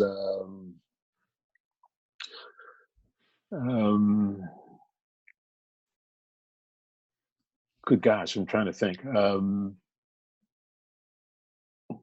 Brian Stokes Mitchell, the great Broadway singer, brilliant baritone, and a really good brother. Really good. So it's he, Stevie Wonder, Vanessa Williams, who I hadn't seen in a while. That's got to be wild when seeing her after all those years. Yeah. Good looking woman, man. Yeah, and cool person. She's a cool person. That's nice. Yeah, she's cool. We didn't always get along, but it was cool. It's cool. Man, you seem like you get along with it. You seem to get along with everybody. You don't have to get into the story, because I think I could be a dick. I it's like respect begets respect. If you're nice, I'm nice. If you're not cool, you're really gonna catch a not cool me. Yeah. Are you like that now? I think so. Yeah, I think so. I think I let it roll off my back more. I'm at, I'm on the downhill slope of life. I'm like the early part of the winter of my life. So. Don't say that, man, because the same age. I don't think so. I'm in the fall. I'm in the spring, bro. Yeah, right on. Yeah, man. Right on. But a lot of things people say ridiculous shit, and it's just like, okay, cool. All right, man. Have a good day. Yeah, I just delete for my sake, not for theirs. Yeah. Because I just don't want the stress. Yeah, I don't need the stress. Yeah, stress kills everybody. Yeah, and I just want to chill. I don't need, Who was that chick from Miami Sound Machine? Gloria Estefan. It was Gloria Estefan. She was there. There was a bunch of people. Willie Nelson's kid, who's bad. Josh Nelson. Josh, yeah, he's bad. And a really nice cat. So he had to run in, do the gig. But we were the house band for all of these people. Oh, that's cool. So it's Greg Field, Randy Waldman. Randy played keys with Streisand. He's on a lot of movies, a lot of records. Dean Parks is on guitar. Cool. And it was percussionists that played with Gloria. I can't remember his name. And then was Shelley Berg was playing synth and playing piano. Well, he's playing the primary piano player while Randy was playing synth. Shelley Berg is the dean of music for the University of Miami. Okay. And he's got a giant brain. So, I mean, it was a killer band, and Chris was on the gig, Josh Groban, I used to call him Michael Bubbles, Michael Bublé. Michael Bubbles. And so when we're playing with Chris, we're playing a version of, which I think we do during the gig, of You Don't Know What Love Is, like blindingly fast. And we did it before for another Tony Bennett thing before that, but I think I was just playing electric and synth bass then. But playing it then, they had asked me if I would do the gig. Like, they asked me one more time, and it just turned out that I could just do it. So I saying all this to say that talking about when things are fortuitous, they happen when they happen. Yeah. There was never a time that I could do Botti's gig before. I couldn't even make any of his records. I couldn't make any of the record dates. I don't know how many records it was, but they'd asked me to play like maybe 4 times, asked me to do 3 records, and I could never do anything. Yeah, but then that almost becomes in your interest, because you're like, you know, the girl who always turns the guy down for a date, you know, and then he wants him more and more. Maybe. I mean, after a while, it's like there is another chick that will come by. Right. But I think it could be, you know, there's out of 7 billion people on the planet, you can kind of be happy with 150,000. Perfectly happy. You know? There is a rare case, you know, you meet that rare person, that cool chick photographer or something like that. Right. You know. Anyway, so with him, it just turned out that it happened to work, and so we were trying each other out till the end of February. So I started. The bass player that they had is Michael Latifah, really nice. He actually, when I was teaching a clinic in New York, a master class, I had him come up and sit in, and I saw him years later. He's like, "You don't remember it?" It's like, "Nah, bro, I really don't. I'm sorry." And then he told, then I remembered. I remember the accent. I remember the sound of his voice and everything. Nice bass player. Really nice guy. But he's doing Frozen now. Oh, wow. The Broadway play. The Broadway. Yeah. I could, like, you just want to stab myself in the eye to play Broadway. I just. Why is that? It's just the same thing. It's the repetition of it. Yeah. Yeah. Well, you got no freedom. You got no, you got to do the same thing every night. You have to do the same thing I've done that, and I've done it. It was fun. I don't want to do it again. No, I hear you. I totally get it. You know, so I audited the show for a few nights, and then they're not big on rehearsals. So I just came in and made my mistakes, and because I have to learn how everybody operates. Yeah. You know.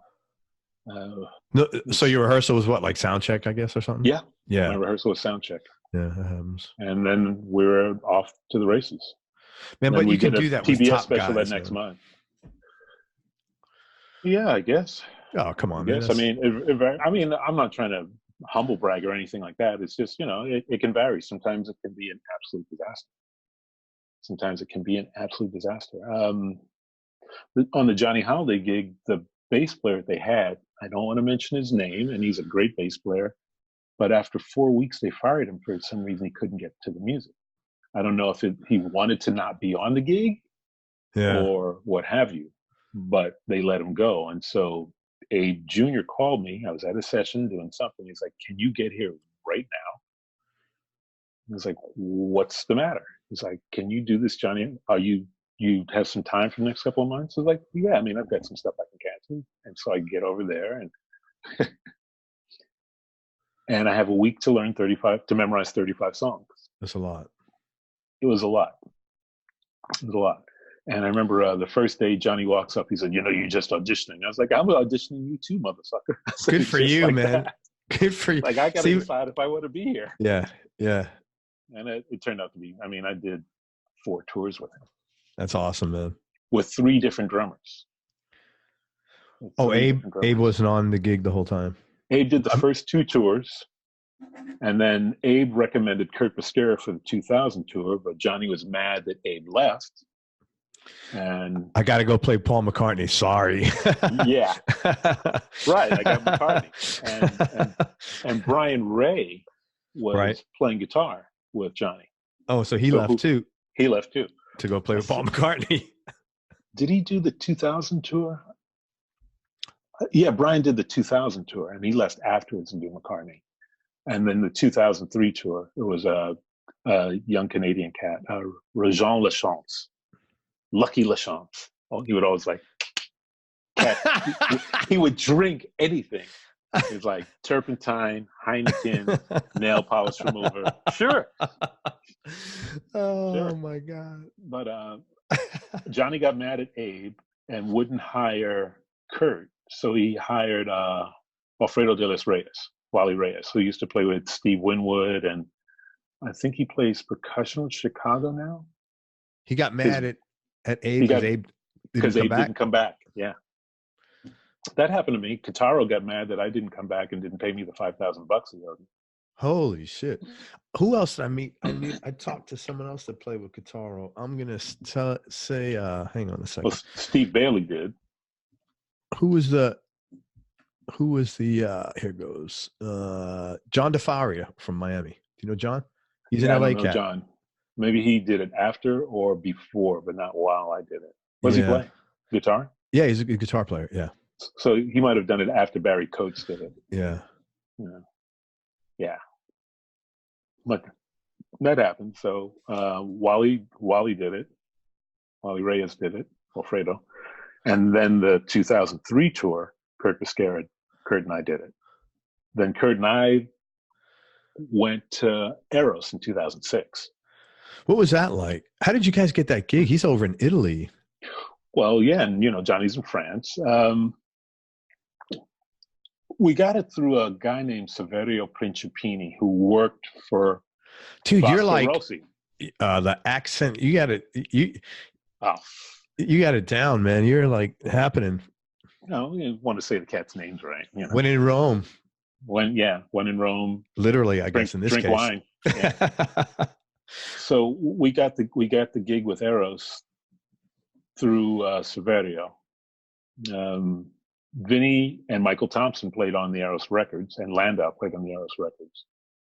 But he was doing a tour, and it was something new for me.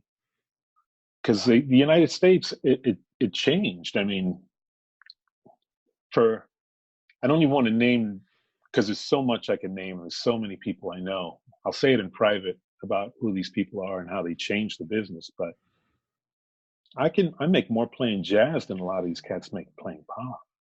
Oh, that's, yeah. And maybe that's a testament to what I'm willing to take and what I'm not willing to take. Or maybe because we were all young people once. I remember what I used to make with Kitaro, with Joe Sample when I was young, or, what the gigs were paying. I remember the first time when I didn't end up playing with Stan Getz, but I'd auditioned. It was a really screwed up story. Everything I've read about him said he was pretty nuts. Oh, well, no, he was, by this point of his life, he's pretty cool. Okay. But how it went down was somebody else that kind of threw me under the bus. But he and my ex-wife and he and his family, we became friends. So I used to go over there and hang. Oh, that's cool. He had cancer in his reclining years and hang some. That's nice. Yeah, he was cool. After he got nice. Sober, he was all right. Yeah. Okay. Yeah. He was cool to me. And he had his cool chocolate lab. I can't remember the dog's name. Great dog. But what I'm saying, that stuff happens with the business, with that it wasn't financially. I mean, for doing records and movies, yeah, but that had changed. I mean, and now it's really bizarre. There's like small pockets of people that do stuff. It's not like it was the regular work, and you could enjoy it. You're doing a session, you split. So I found from 1998 on, after Seal, I found that Europe was the place for me. Yeah. So Kurt and I did that tour with Eros, and I was just finishing up Babyface. In 2007, I think I was just working in LA. And 2008, I was doing the Bonnie Hunt TV show. What is that? What is this? Bonnie Hunt? You remember? Did you ever see The Green Mile? Yeah, of course. Great. Okay, movie. Tom Hanks' wife. Okay, that's Bonnie Hunt. Okay. Great writer. She's had multiple TV shows. She had a show on ABC, a late night comedy with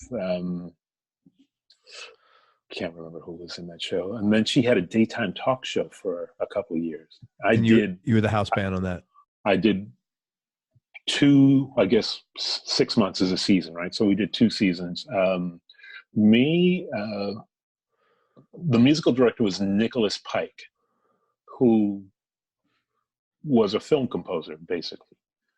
But they wanted Louis Prima kind of stuff, which is, here's where the funny shit kicks in. This is funny.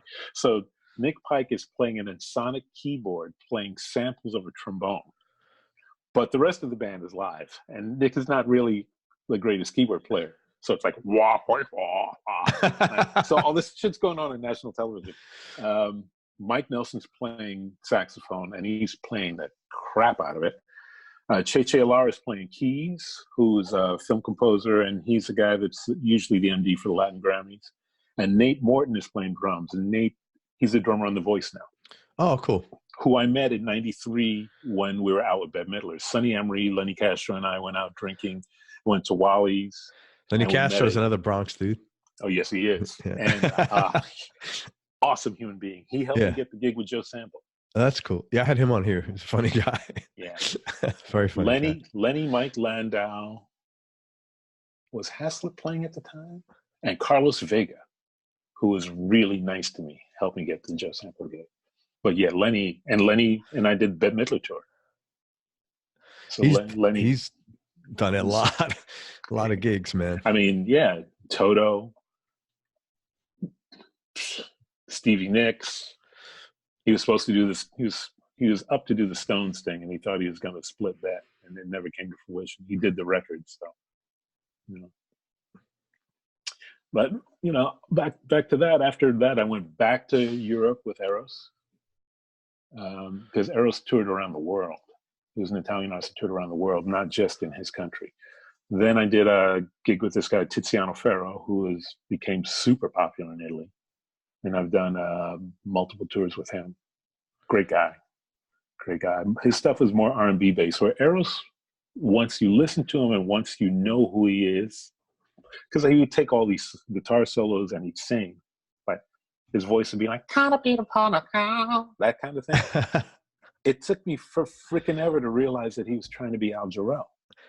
He was so hung up on Jay Graydon and Al Jarreau. That's what he was doing. On Jay Graydon? Yeah. As a guitarist? As a guitarist. Because Eros, if he practices, he'd be a good guitarist. Okay. Interesting. If he practices. Yeah. That's the truth for everybody. Everybody. If you practice. Yeah. It's like how about Queen Latifah? She seems like the coolest person. I don't know her at all. But she was super cool. The reason I did that gig was we did a movie called Living Out Loud. It was Holly Hunter. Was that an Anna Quinlan movie? Book, Anna Quinlan, based on the book by Anna Quinlan, maybe? No? Maybe. It was Latifah, Holly Hunter. What's his name? He used to be in Taxi. Danny DeVito? Danny DeVito. Holly Hunter was Danny DeVito's sort of love interest. And she was going through her own thing from divorce. It was something weird. But Latifah, Dana, was her first time singing jazz, so she was pretty panicked, which was funny. And it was Mervyn Warren was doing the music. Mervyn Warren was a founding member of Take Six. I worked with him for years. I worked with him with Whitney doing the Preacher's Wife record, and I did a bunch of stuff with Mervyn. But he was producing that stuff, and she came in like doe-eyed for someone that I knew to be, you know, from the hood and stuff. You know, when you're out of your element, it's like, could you imagine any one of us sitting with like a bunch of aliens and trying to be cool? Oh yeah, man, you know.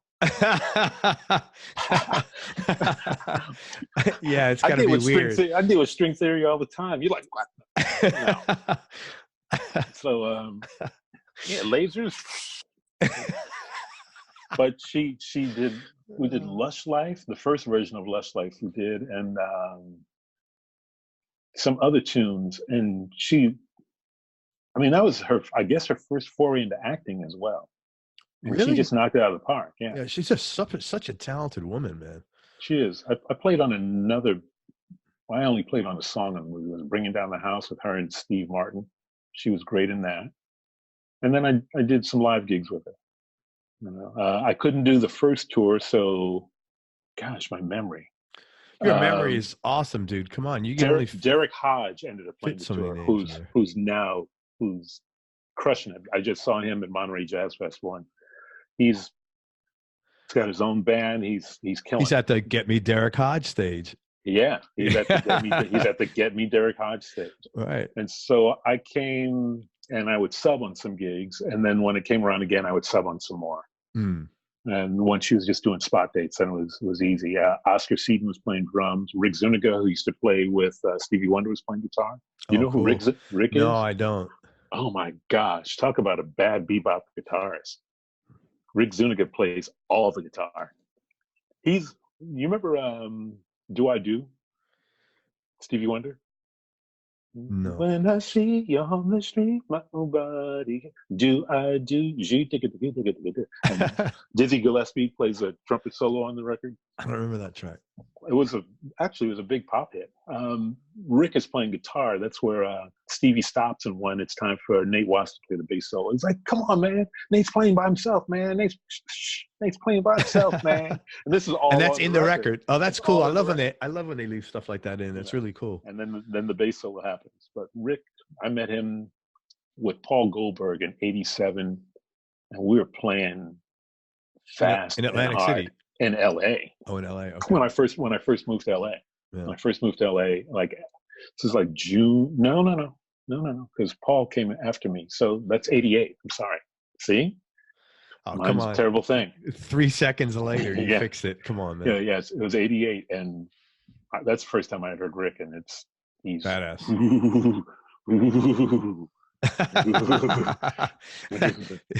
But he was playing on that gig too. You know, it was good. Fun gig, but fun gig. Yeah, she was a hang. Yeah, she seems so cool, man. Everybody was funny and fun, and one of the he's a bass player, and he's a vocal coach, and he's a brilliant singer. This guy Romeo Johnson.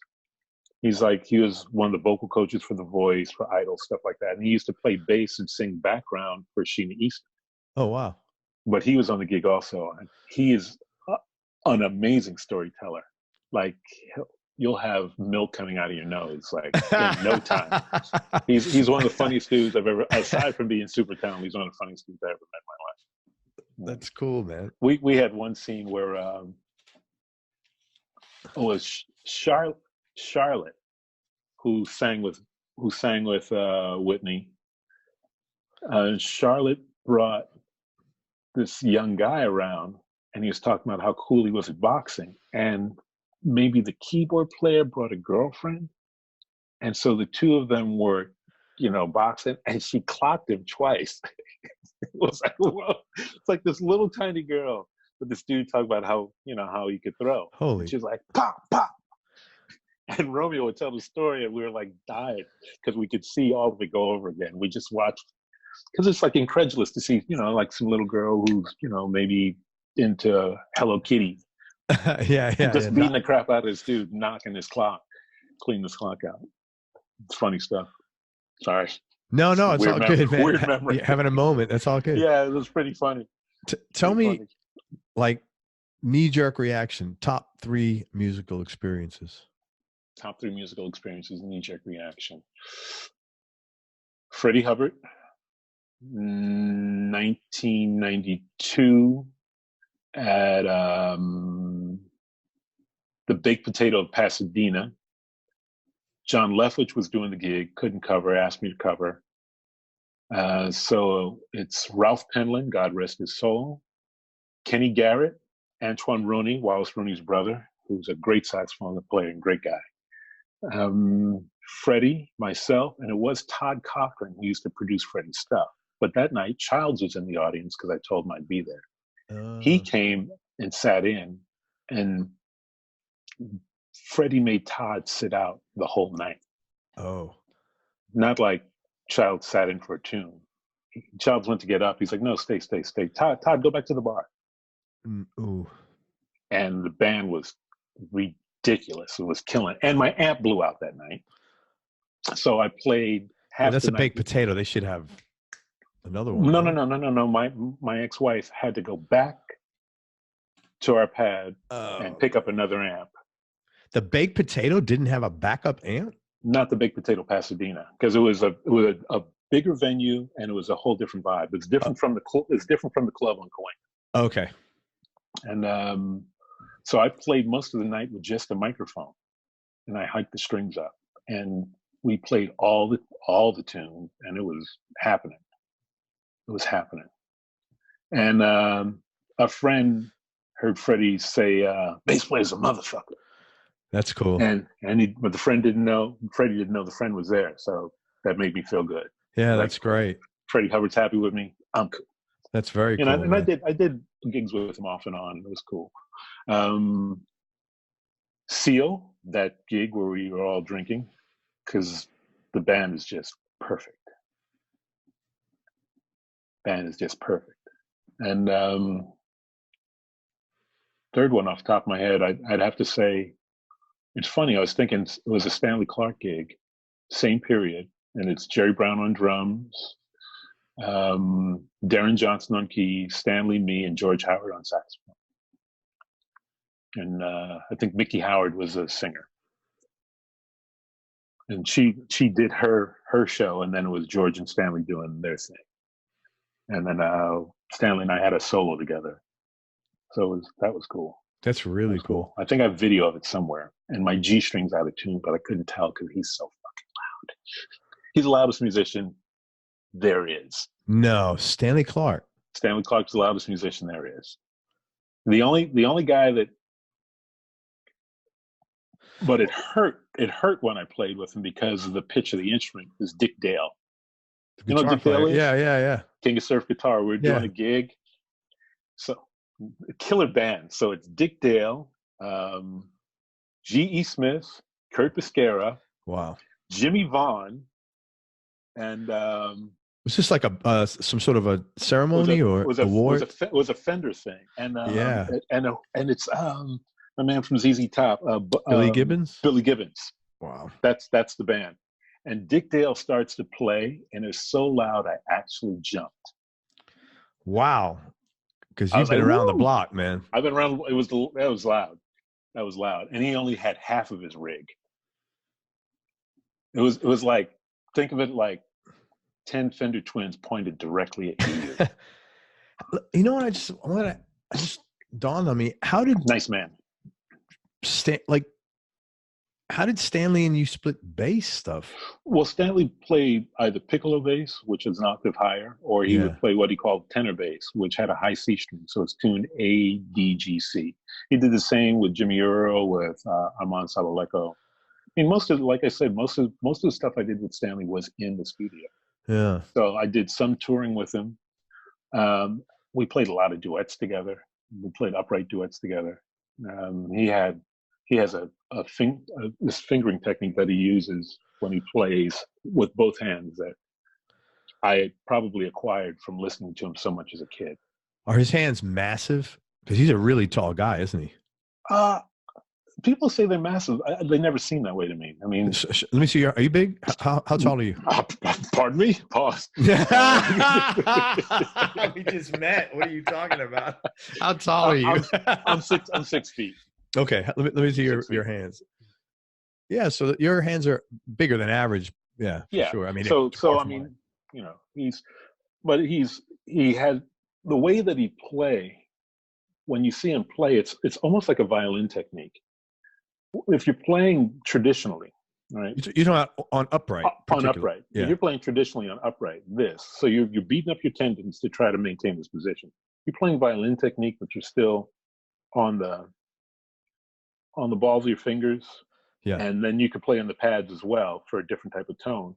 But it's easier to access everything. And coupled with his hand size, everything became super fluid for him. Yeah. And it actually helped me in many ways. That's cool. It was very interesting guy. You know. Reggie, low points or dark periods you've had to deal with. Whenever I was broke and had to pay bills like anybody else. Yeah. Never heard a musician say that. yeah. Because that never happened. Right? Yeah, right. I think when I got mad at Kitaro and I grabbed him by the throat. Wow. That was a low point. What? Because they were so, I'm not going to lie, he and management, they were so racist. Really? That I don't mind saying that aloud. They just weren't cool. But let me ask you this. If you're racist, I don't know, maybe I'm not thinking right, but why would you hire a black dude? Let me put it to more bigoted and polarized from Okay. television. Like, I just had enough of the BS. But I had written out, not only did I write out my parts, I wrote out, like, I wrote out the score of all of his stuff, what everybody was playing. Like, and for everybody to have? No. I just had it for me just because I was just doing it. So you put a lot of effort into this gig, to say the least. Not a ton. It was between me and Steve Bailey, and they wanted to hire Steve. Steve didn't want to do the gig.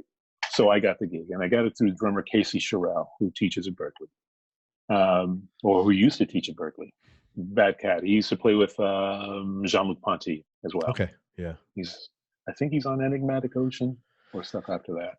He's a good guitar player? He's a drummer. Okay. What about? Do you know the what's his name? Ralph Armstrong? Yeah. Another brilliant bass player. I think he's back in Detroit.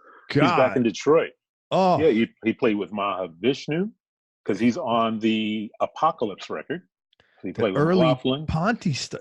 He's on the early Ponty stuff all the way up to Civilized Evil, which is Randy Jackson. Badass. Who's another badass. Yeah, both of them are. Yeah, and then Jean-Luc's always had bad bass players. He's got Etienne Mbappe is playing with him now, or was playing with him when last I saw. Yeah, Jean-Luc has always had. Oh no, it's Fifi Chabot is playing with him now. He's also bad.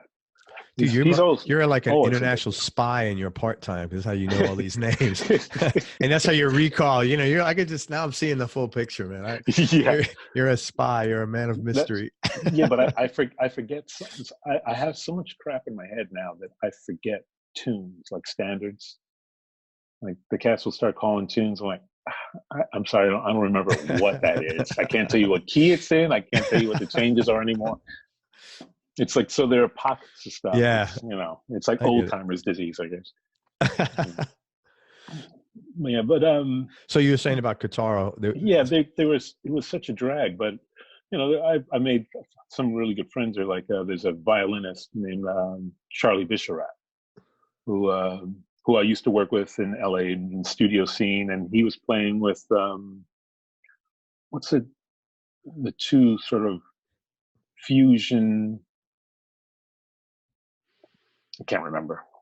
It'll come to me like tonight. But Charlie was cool, and Casey was cool. Brian Beckfar was playing keys. Kit Walker was playing keys. Barry Coates is on guitar, and Ken Park was playing percussion. I mean, once the band got up and running, and after the scene where I grabbed him by the throat, did they change? Did he kind of change after that? Yeah, he kind of changed after that. And they needed a song, and nobody knew the song. I was like, oh, I have it right here. It's like, you have the bass part. It's like, no, I have the score right here. Wow. So I had everybody's parts already penned. And I know we've talked about a bunch of stuff. No, it's cool. Other low points. Whenever I couldn't play something, a real low point for me was I was doing a Danny Elfman movie, and I was so freaked out at the session that Arnie, can't remember the conductor's name. It's like I'm counting into bar 2, and I kept starting at bar 1 because I was just so freaked out. I walked home feeling like absolute crap. What, you just nervous, or like? I was nervous. I was nervous beyond belief. I for record dates, I don't get nervous. For film dates, I get nervous because I'm afraid to make any sort of because it depends on who was there. Like when I was working with George S. Clinton, the composer. Okay, not George. I wasn't nervous at all because I did Wild Things with him. Big movie. Yeah, I did Austin Powers 2, Austin Powers 3. Those Austin Powers soundtracks are awesome. Just incredible. George Clinton can write his ass off. I love those soundtracks. He can write his ass off. And I played in the orchestra with him as well. So I played in the section as well as being in the rhythm section, because we recorded them at separate times. It was usually Peter Erskine, Vinny did Austin Powers 3, I believe, if memory serves. Pete did 1 and 2. I didn't do 1. I just did 2. 2 and 3. 2 and 3, so yeah. And a bunch of other movies with George Clinton. 3,000 Miles to Graceland, which was really hip. George is like, he's a brilliant composer, but he's got this sort of like zydeco, funky singing, playing thing that he does too. It's kind of like a Randy Newman cat, but with a better voice. You know, but I would get nervous if it wasn't him. Like on the Elfman stuff, like I played on Chicago. I did Flubber. I did some major movies. Charlotte's Web. I did all sorts of different things with him. And Steve, I was so impressed with Steve Bartek.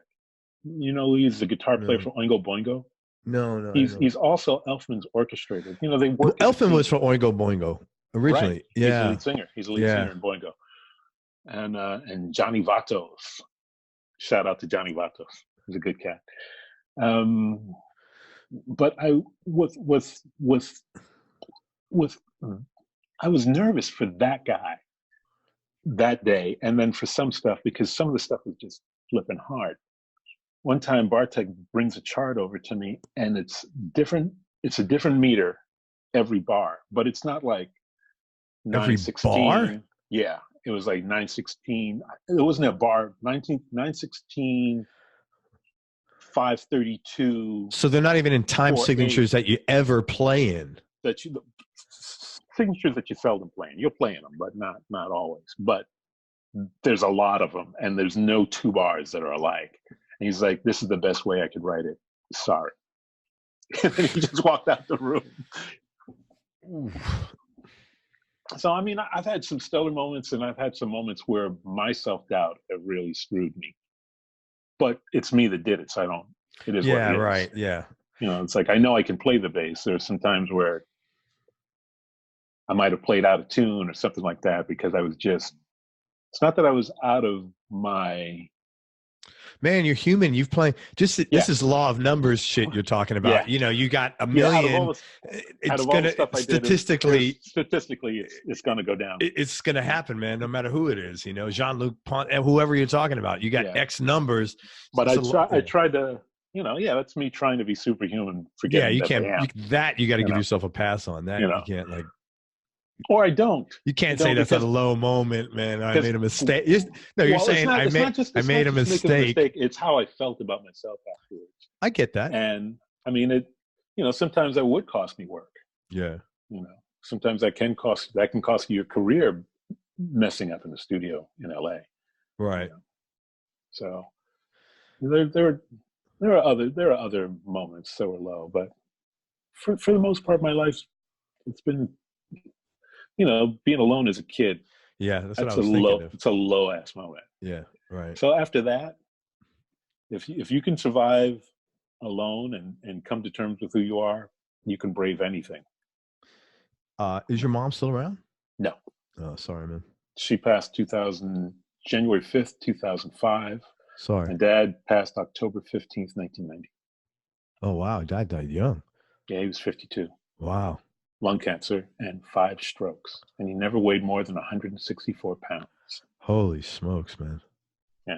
And he was, ex-Marine, killer artist. Smoker? Yeah. Oh, yeah. Chesterfields, man. Oh. For anybody listening under 40, those are unfiltered. Yeah. Just tobacco. With the nicotine fingers. Oh my God. Yeah. Wow. Yeah. Mom had pancreatic cancer. Died at 71. That's hard. Yeah. She quit smoking. Everybody smoked back then. Yeah, everybody smoked. Right. Baby smoked, pre-smoked. Everybody smoked. Yeah, it was very common. Yeah. And then tell me your top 3 desert island discs.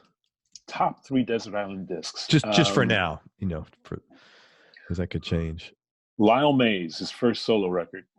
I just love that record. Mark Johnson is killing it. Bill Frisell, Alex, Billy Drews, just one of my favorite records. You see the documentary on Netflix about Bill Frisell? No. It's pretty interesting. No, I'm Yeah, gonna it's have pretty to check cool. that out. It's either Netflix or Prime.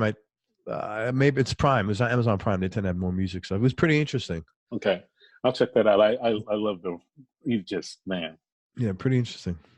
I first heard him with Jan Garbarek, and it just killed me. It's the Paths and Prince record. Just bad dude. So that one, The Night Fly by Donald Fagen. Yeah, that comes up a lot. Trains of Love Supreme.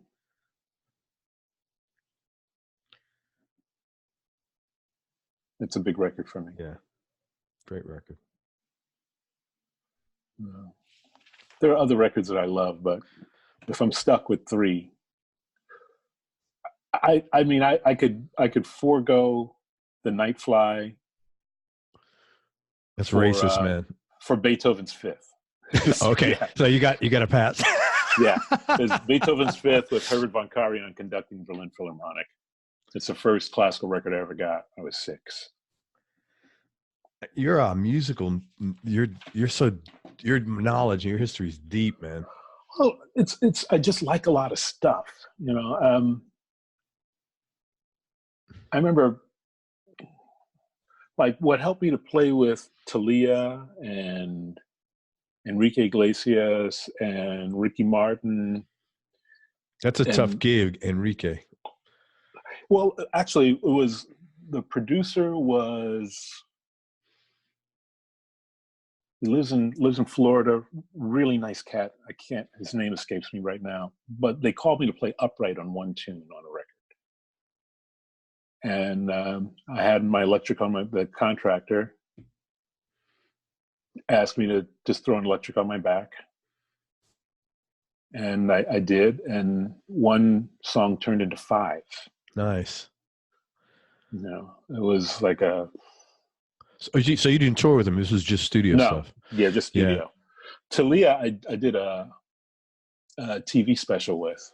We recorded live. So it was Michael Thompson, was Nate Morton, Cheche Lara, Ramon Stagnaro. You know who that is? No. Bad guitar player. His brother Oscar was teaching at Berkeley. Ramon's a guitar player in LA. He's a bad dude.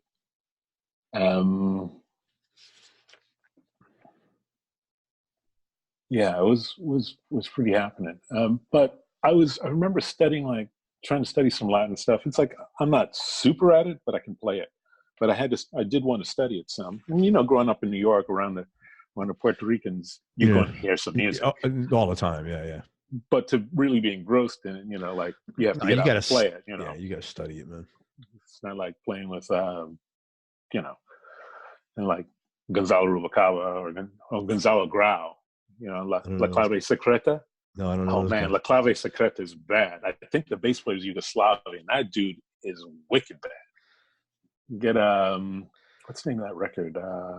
With Kai Lunica So Secreta, Secreta. Yeah, okay. Secret Clave. Okay. Basically, it's what it is.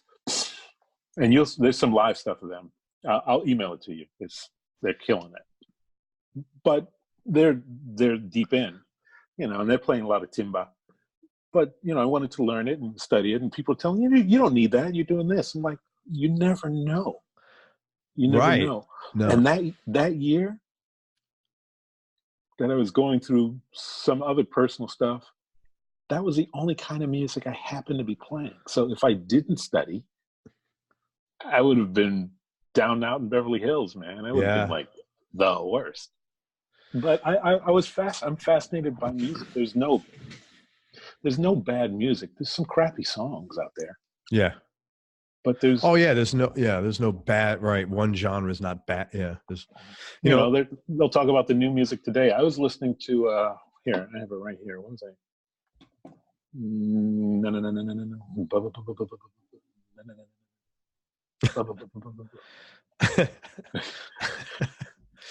It was there's Saint Motel, My Type, which is bad. Then I've been listening to Ariana Grande, Into You. I don't know why. It just sounds great. She's got a great sounding voice. The arrangements sound great. You know, I listen to all, man, my playlist is just filled with everything. There's Foo Fighters, there's Ty Tribbett, Ty Dolla, Lupe Fiasco, you know, One thing Our I've Lady learned, Peace, Pearl Jam, Our Police. Lady Peace. I had Steve Mazer Yeah, on the show. He's a good guy. good band. Yeah. Good band. One thing I've learned from this show and talking to all these musicians, all you guys, is that in the music industry, it really pays to do your work, because rarely do you do something that dead ends there. Almost everything opens another door, Absolutely. And so there's a lot of guys. If all of you, my friends that I've known for so many years, are listening to this, it still holds true. There's a lot of guys that didn't play upright in LA when I first got to town. And I'm not sure that they do now. But when they were struggling for work, right, and they call, hey, you got any gigs? I was like, sure. You playing upright? Like, I don't play upright. It's like, I've been asking to play upright for 5 years. Right. And I got a gig that can pay you a lot of bread, because I didn't mind sharing my work. I wasn't one of those cats who would like hoard stuff, because there's work for everybody. Eventually, you know, of course, it's too many people and you get older. It is what it is. So I don't really trip that. But when I was during what I could consider a heyday for myself, I had plenty of work, and I had work to spare and work to share. But you had to be willing to play with a pick sometimes, use a distortion sometimes, listen to another style of music other than what you're known for. Yeah. You know, this one cat he came up to me, Eric Baines. I guess he's a smooth jazz bass player now and doing well, probably. He came up to me and he asked if he could sub for me. Now, I guess he doesn't know me from Adam, right? So is that like a normal thing? Oh, you mean he meant like if you're out, can he sub? If I'm out doing something. And he didn't know you? No, we never met. He was just hustling. That's just balls. I give him credit, man. I give him credit for that. A lot of cats would do that. So he's like, it's like, yeah, man, I want to sub for you on your stuff. I was like, okay, sure. I mean, so you read? He's like, no, I don't read. I was like, okay, all right, cool. We work around that. So you play with a pick. You can play rock. You can do any of that. He's like, no, I don't do that. He's like, pop stuff. No, it's like, you play the upright. At that point, you're like, dude. Well, wait a minute. It gets better. It just gets better. So he's like, I said, you play upright at all? It's like, no. It's like, no straight ahead? No. It's like, no fusion stuff? It's like, no. He's like, I want to do your R&B gigs. It's like, I'm not doing R&B gigs anymore. I don't do those anymore. I thought it was hysterical. He did no homework at all. None. Yeah. You got to look a guy up in. I mean, my discography kind of says it all. I'm just saying, there's places, you know, even before the internet, you can find all music at a book. Yeah, and even the all music stuff doesn't even. Some of my work is attributed to other people, and some of them have me under my formal name, which I don't usually share because, I hate having my identity stolen. Again, it's not cool. There's even a smooth jazz singer named Reggie Hamilton who's credited for some stuff that I've done. I hope they didn't send him your check. I hope not. Wow. I hope not. You know. But I think it's so important to study and to learn everything. And just to prepare. And well, it's closed-minded to have an ego about a type of music. Yeah. You call yourself, are you a musician? Or you entertain in this one field because that's what you want to do? Or are you out here working to feed people and to do stuff? If you're out there working to feed people, you better know everything, man. Or at least try. Yeah. You don't, it's just try. You make the effort to try. It's like, how does this guy play? I mean, let's take a look at a guy like Leland Sklar. He's coming on here, man. You send him my very best. I will. I love that guy, and he helped me. He helped me a lot too. All right, so Leland played with Billy Cobham. Yep. Right, so he's on the Spectra album. He's playing bass on the Dynasty TV show. Yeah, on Jackson Brown. Jackson Brown. everywhere. I mean, Phil Collins, Toto. Yeah, I just saw them down here last week. It was amazing. We were both doing what's her name? She's grown up now. She used to be like the pop country. She was like the teeny bopper that grew up. But we both played on the record. I was playing upright. He was playing electric. It was a Christmas album. And it's Dean Parks, Sheila E. I'm trying to remember. But he was everywhere. I'd always see him at other sessions. You know, such a good guy. But he played whatever was required to make the music happen. You know, he's also a really smart guy. So all of us that were trying drugs and drinking and spending our money, Leland was out buying antiques. Yeah, I know he's never done any kind of drugs. No. Yeah. No, and he has collections of different types of stuff, memorabilia. He's a bad dude. He's aside from being a marketing cat, he's a great musician and a cool human being and straight honest. If he doesn't like you, you're gonna know about it. If he likes you, which is great. Yeah, it's very rare, especially in this business. I want to ask you something. On your Facebook page, you got a Coltrane quote from 1957. I experienced, by the grace of God, a spiritual awakening, which is to lead me to a richer, fuller, more productive life. At that time, in gratitude, I humbly asked to be given the means and privilege to make others happy through music. Isn't that beautiful? Man, it's awesome. That is beyond beautiful. He was, I think he just started studying. I spent a year with this guy. I don't know how long Train spent with him. I don't even, who knows if he needed to spend with him. Brecker studied with him, Stanley. This guy named Dennis Sandoli. It was Pat Martino's only teacher. And I think he just had a harmonic awakening with Dennis. You know, Train was, you know, I'd known about him ever since I was a little guy. My Aunt Helena, who was my godmother, was his next door neighbor. In Elmhurst?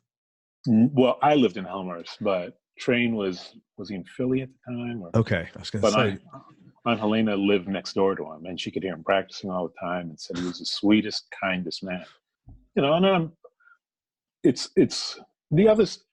Like my favorite record to get people into jazz is not a Kind of Blue, which everybody thinks is the one. I happen to like the Relaxing album with the Miles Davis Quintet.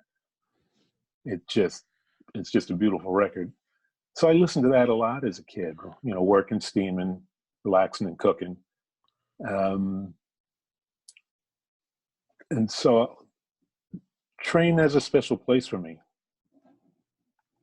Do I play like him? Oh, heck no.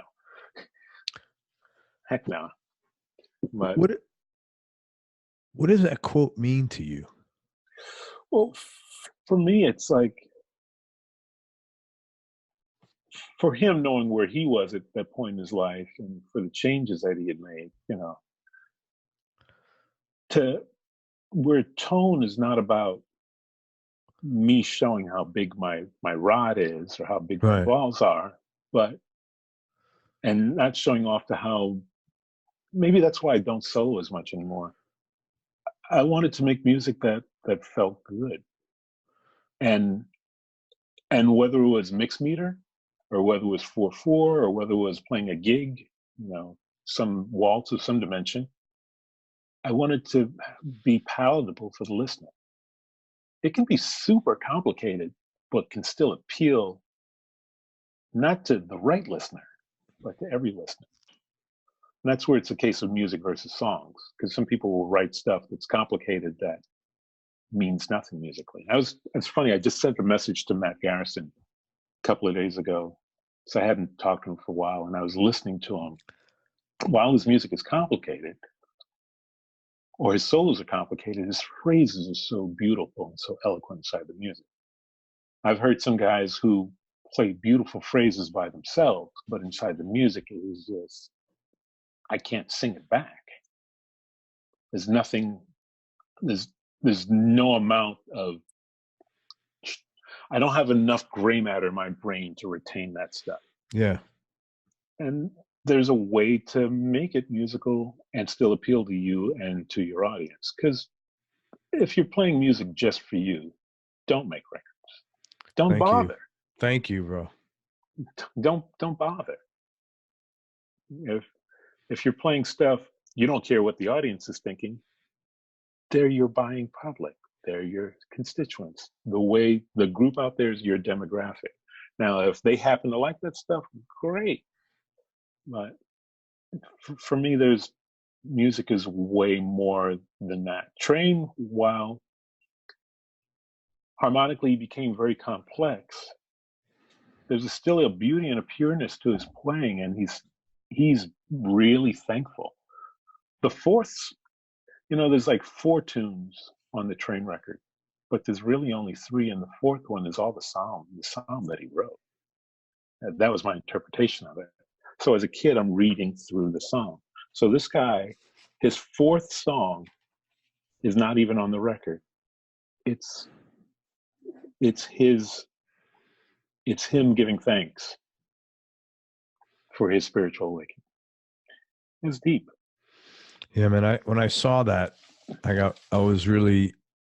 after I saw that, I was very excited to talk with you, because that was like such a beautiful quote, man. And I said, man, this guy puts that on his, I knew we'd have a good vibe. Here's a killer.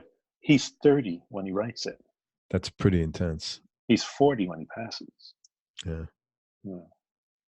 That's really intense. Yeah. For a guy that, he's a nice man. He drank a lot. Hmm. And even after he quit drinking, that can do a sheer damage to your body. But he was just to make sure what our schedule is for today. Well, I only have 3 questions left. Cool, we're good. Yeah. Thanks for sharing that, by the way. I appreciate that. It's my pleasure. I hope everybody finds something in that, because it means something for each person that reads it on their own, whatever their own path is, whether it's path to the bar or whether it's a path to enlightenment, who knows. Well, just what I thought was most touching about it was the humility. Yeah. The gratitude and the humility that I can only hope to be as mature before I die as he was at age 30. I know, right? I didn't realize it at 30. That's pretty intense. Yeah. That's old enough to be my kid. Me too. He's 29, my oldest. You think it's quite. Well, I know it's pretty. Yeah, right. When you put it like that, it's like mind-boggling. Holy crap! Yeah, it is. Hey, what's your favorite New York City food that you miss? Man, slice. Getting a slice, man. Right on. Everybody says that, man. Everybody says that. You don't even say what it is. I'm going out for a slice. Yep. Your accent comes back. Everything. Mission soda. Yeah. Mission pineapple soda, a slice, or I remember when I first, when I was 15, walking down the street with my father after we reconnected. We were at 100. No. We were at 45th Street. We're at 45th Street, and we stopped by a Euro shop, and I had never had a Euro before. And man, it was good. Good stuff, man. Yeah. Yeah, New York Euro is happening. It's different from anywhere else because of the amount of garlic they put in, the way the hot sauce is. They don't throw the pickle in there because it doesn't need the pickle, Good stuff, man. Yeah, everybody loves a slice. But a slice, I know. A right slice where, the oil's coming off the cheese a little bit, Yeah. You got to put the napkins in the back or it spills all over. Yeah. Or eat from the back, start first from the back. Toughest decision you ever had to make, or most difficult thing you've had to do? Toughest decision I ever had to make. Again, was the Michael Jackson thing. Yeah. because I knew it was a lot of Man, bread. I don't know. After that dream, it probably was an easy decision. It was a weird dream. I'm not saying that, you know, I have no idea about the guy's life beyond No, music. but you got that dream. It's just like, It was just a weird dream. yeah. You know. No, I'd have been like, nope. It was a lot of cake, and I could have changed my life. Remember, I've had a couple of those where it was like a lot of bread that ended up not happening. Like really good opportunities that ended up not happening. Because you opted out, or they just fell apart, or just wasn't? Well, I had a good one fall apart. The Tonight Show gig. Oh wow! With an altercation with Kevin Eubanks. Yeah, that could have been cool. Yeah. As soon as I found out, Billy Childs called me and told me I had the gig, but it ended up not coming to fruition. But when he said it, I thought, I can go to college because I'll have enough time and maybe study some courses, maybe study a little math, I don't know, study some more theory, just study a language, you know, but in a controlled environment where I'm required to produce. Yeah, I can do it on my own, but at a certain point, if like I'm busy doing something else, and I was like, I can put that to the side and wait, and then it will sit and sit and sit and sit and sit and sit. You know, but when you're in a controlled environment, and you're paying money. Oh yeah, it's the skin in the game. Your ass. Yeah, it's skin in the game. Yeah, man. having skin in the game is the exact thing. But yeah, that was a big one to turn down.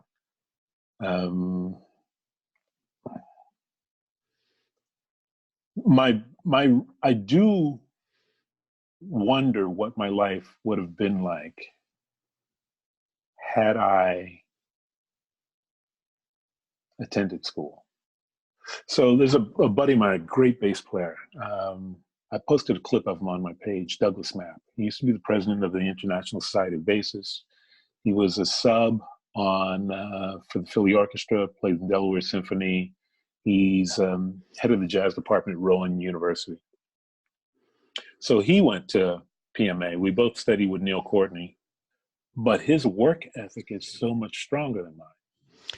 You know, you said that a couple of times, man. I would find that hard to believe. I think you got some other stuff that gets involved in that, but that I think you're a harsh critic of yourself.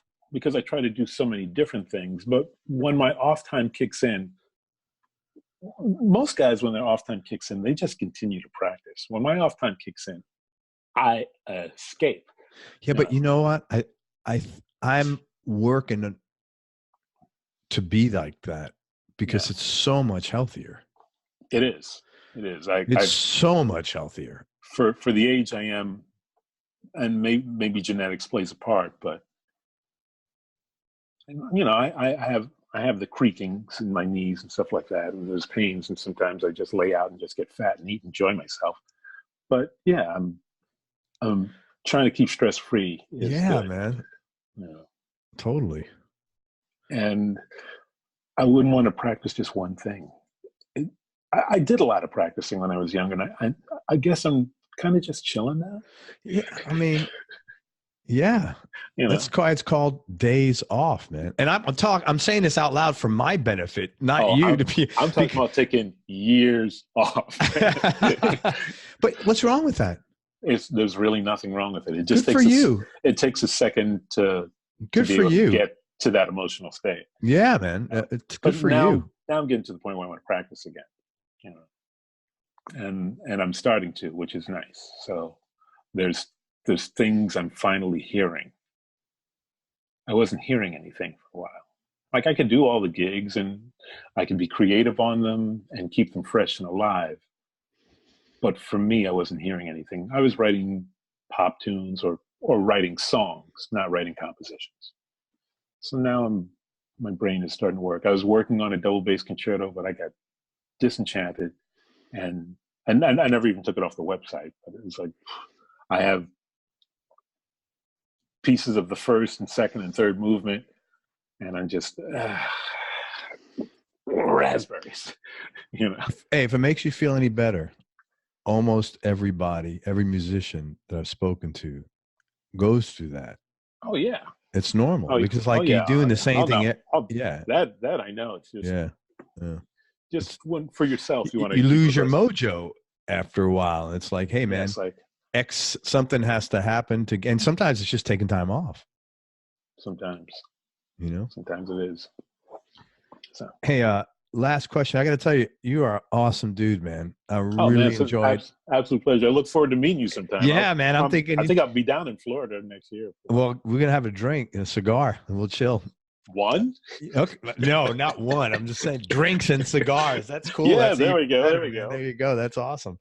But thank you, man. You're a really sweet guy, and I really absolute appreciate pleasure. you keeping shit so real. I mean, honestly, it's like this is pleasure. awesome. Last question is biggest change in your personality, Reggie, over the last 10 years, and how much of that has been intentional versus versus a process of aging. Sorry. It was really letting stuff roll off my back. I think I have more of an issue where I don't think I'm the smartest guy in the room, but I don't want to be treated like I'm the dumbest guy in the room when I know what I'm talking about. Yeah. Because it's offensive, because I wouldn't do that to anybody else. I wouldn't want people to do that to me. So that one can getting to the point where I could let that roll off my back was like, if you want to think of me as dumb, fine, you go ahead. That's to your loss. And I don't trip it. That took a lot. Yeah, but that took a lot of work. So and you don't have to answer. Why would someone think you're the dumbest guy? Like the first thing I thought of, we talked for 10 minutes. And I said, I said earlier, I said, this guy is fucking smart. But that could be the ego of an employer, or it's the ego of any particular person where they're only seeing their view. Which happens a lot. Yeah, I guess.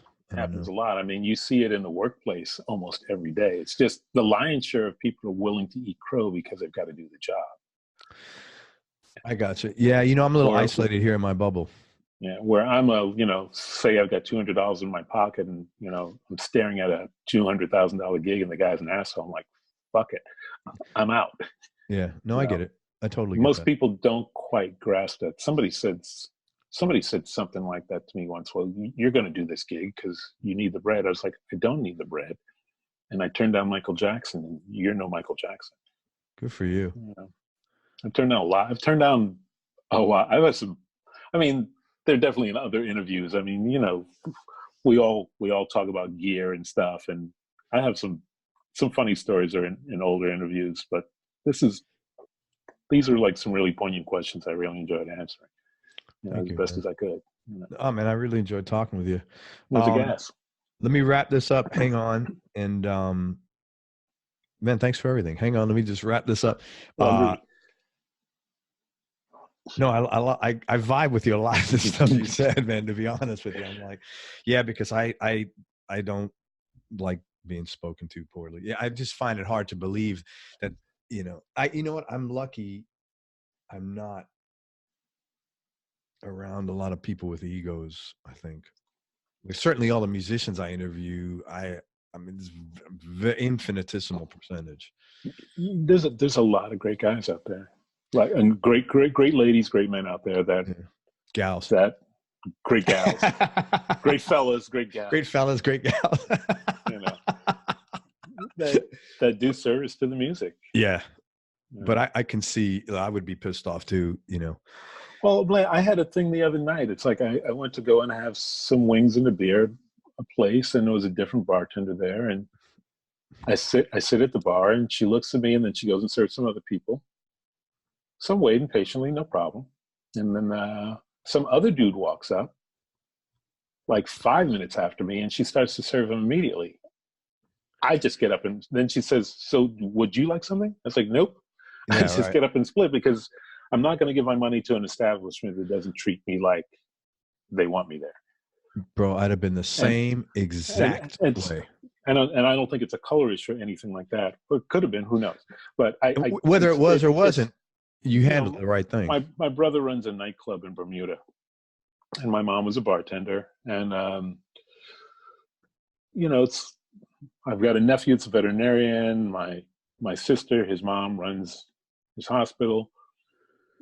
It's all about But they all say the same thing. For everything that we do, it's all about the business of service. Right.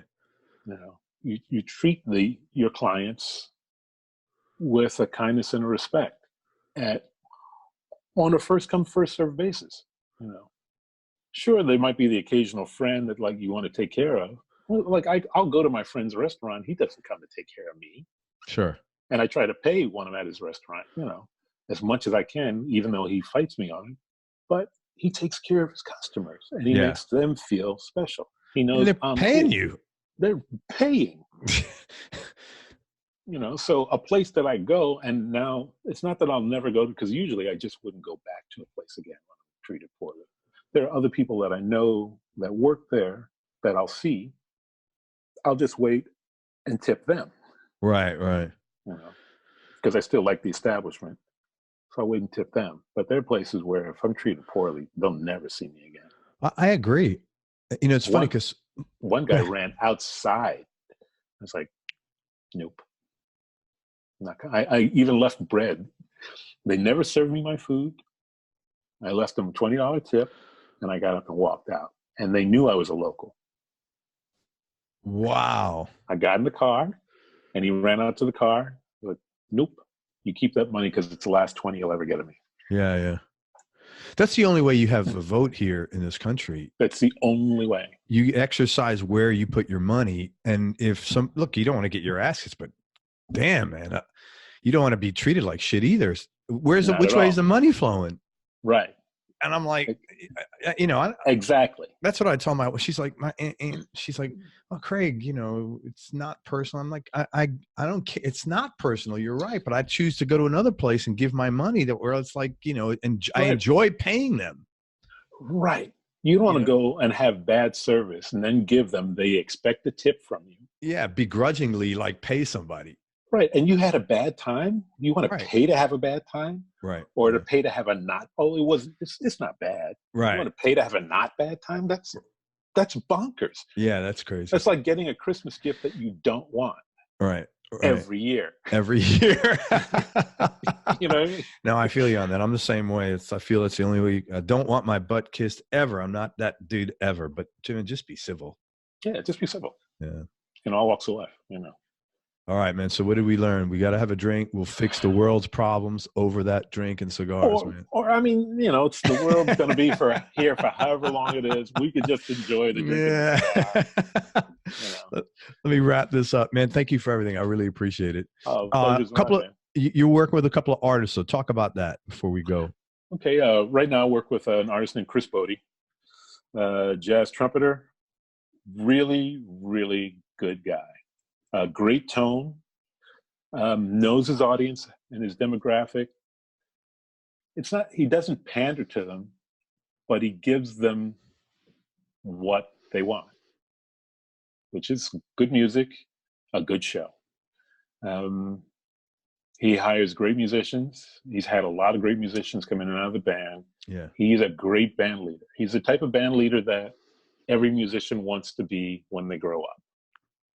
You know what I mean? It's like you pay your band well, you treat them well, you don't act like an absolute jerk. He's just a good cat.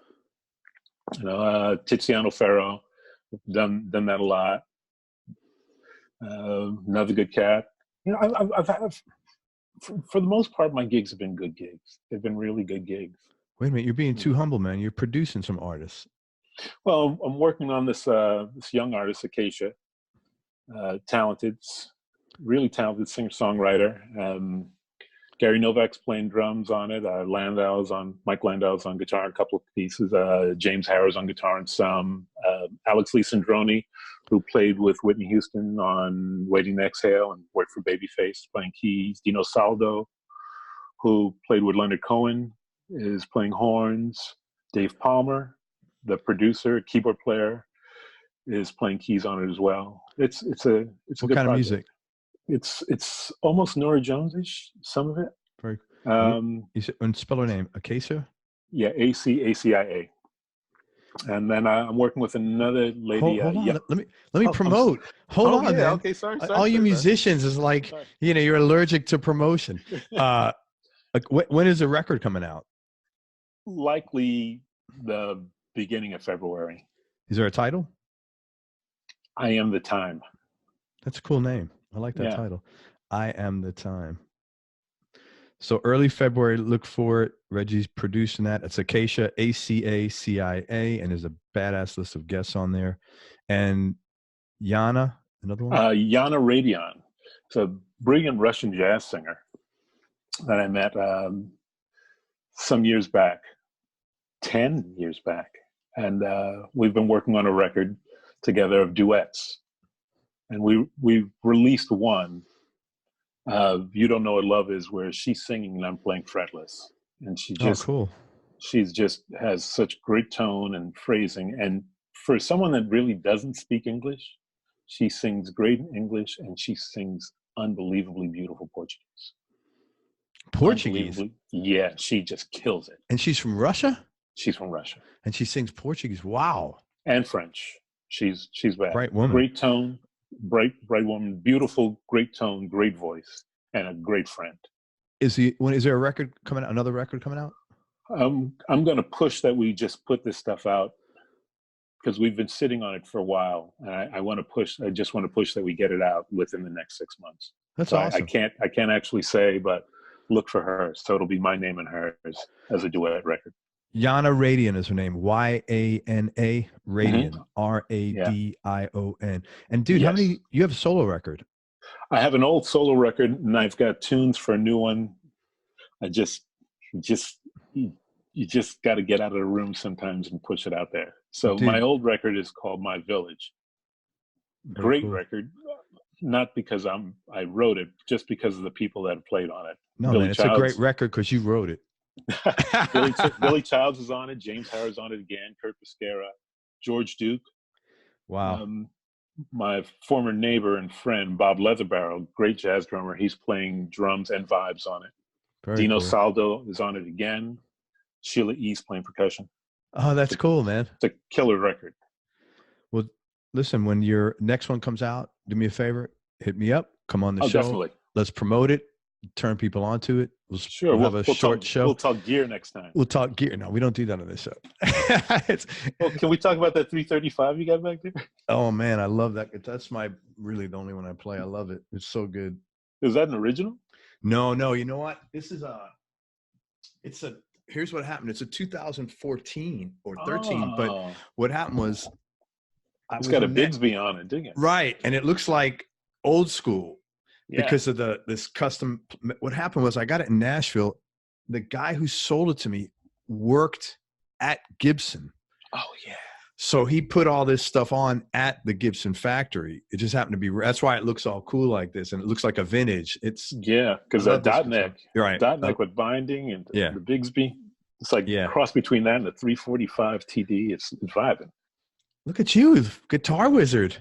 No, I just know some of the, of course, the Strats, the SG, Les Paul back there. All right, brother. I like guitars. Well, have a great day. Let me wrap this up. Hold on, don't go anywhere. Let me wrap this up. And thank you for everything, man. Everybody, thank you so much for listening. If you enjoyed this interview, please share it with your friends on your social media channels. Thanks so much to Reggie Hamilton. Please check out Reggie's music. He's got a solo record. It's a little bit older, but he's going to come out with his new one. He'll come back on the show, and we'll turn everybody onto it. It's called My Village. He's working with Chris Botti, the trumpet player, right now. He's producing 2 other artists. One is a young gal. As I said, gal? Is that okay? Yeah, young gal. One is a young gal.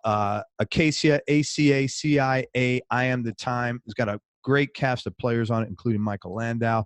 And Yana Radion is a Russian jazz singer. They have what's the first record? Is it just called Yana and Reggie or something? It's just going to be Reggie and Yana and Reggie. Awesome. Yana Radion, YANARADION. Check it out. And if you're on the road, you see Chris Botti, say hey to Reggie. Make sure you go to everyonelovesguitar.com. Sign up to get on our newsletter list so you and I can connect. And most important, remember that happiness is a choice. So choose wisely.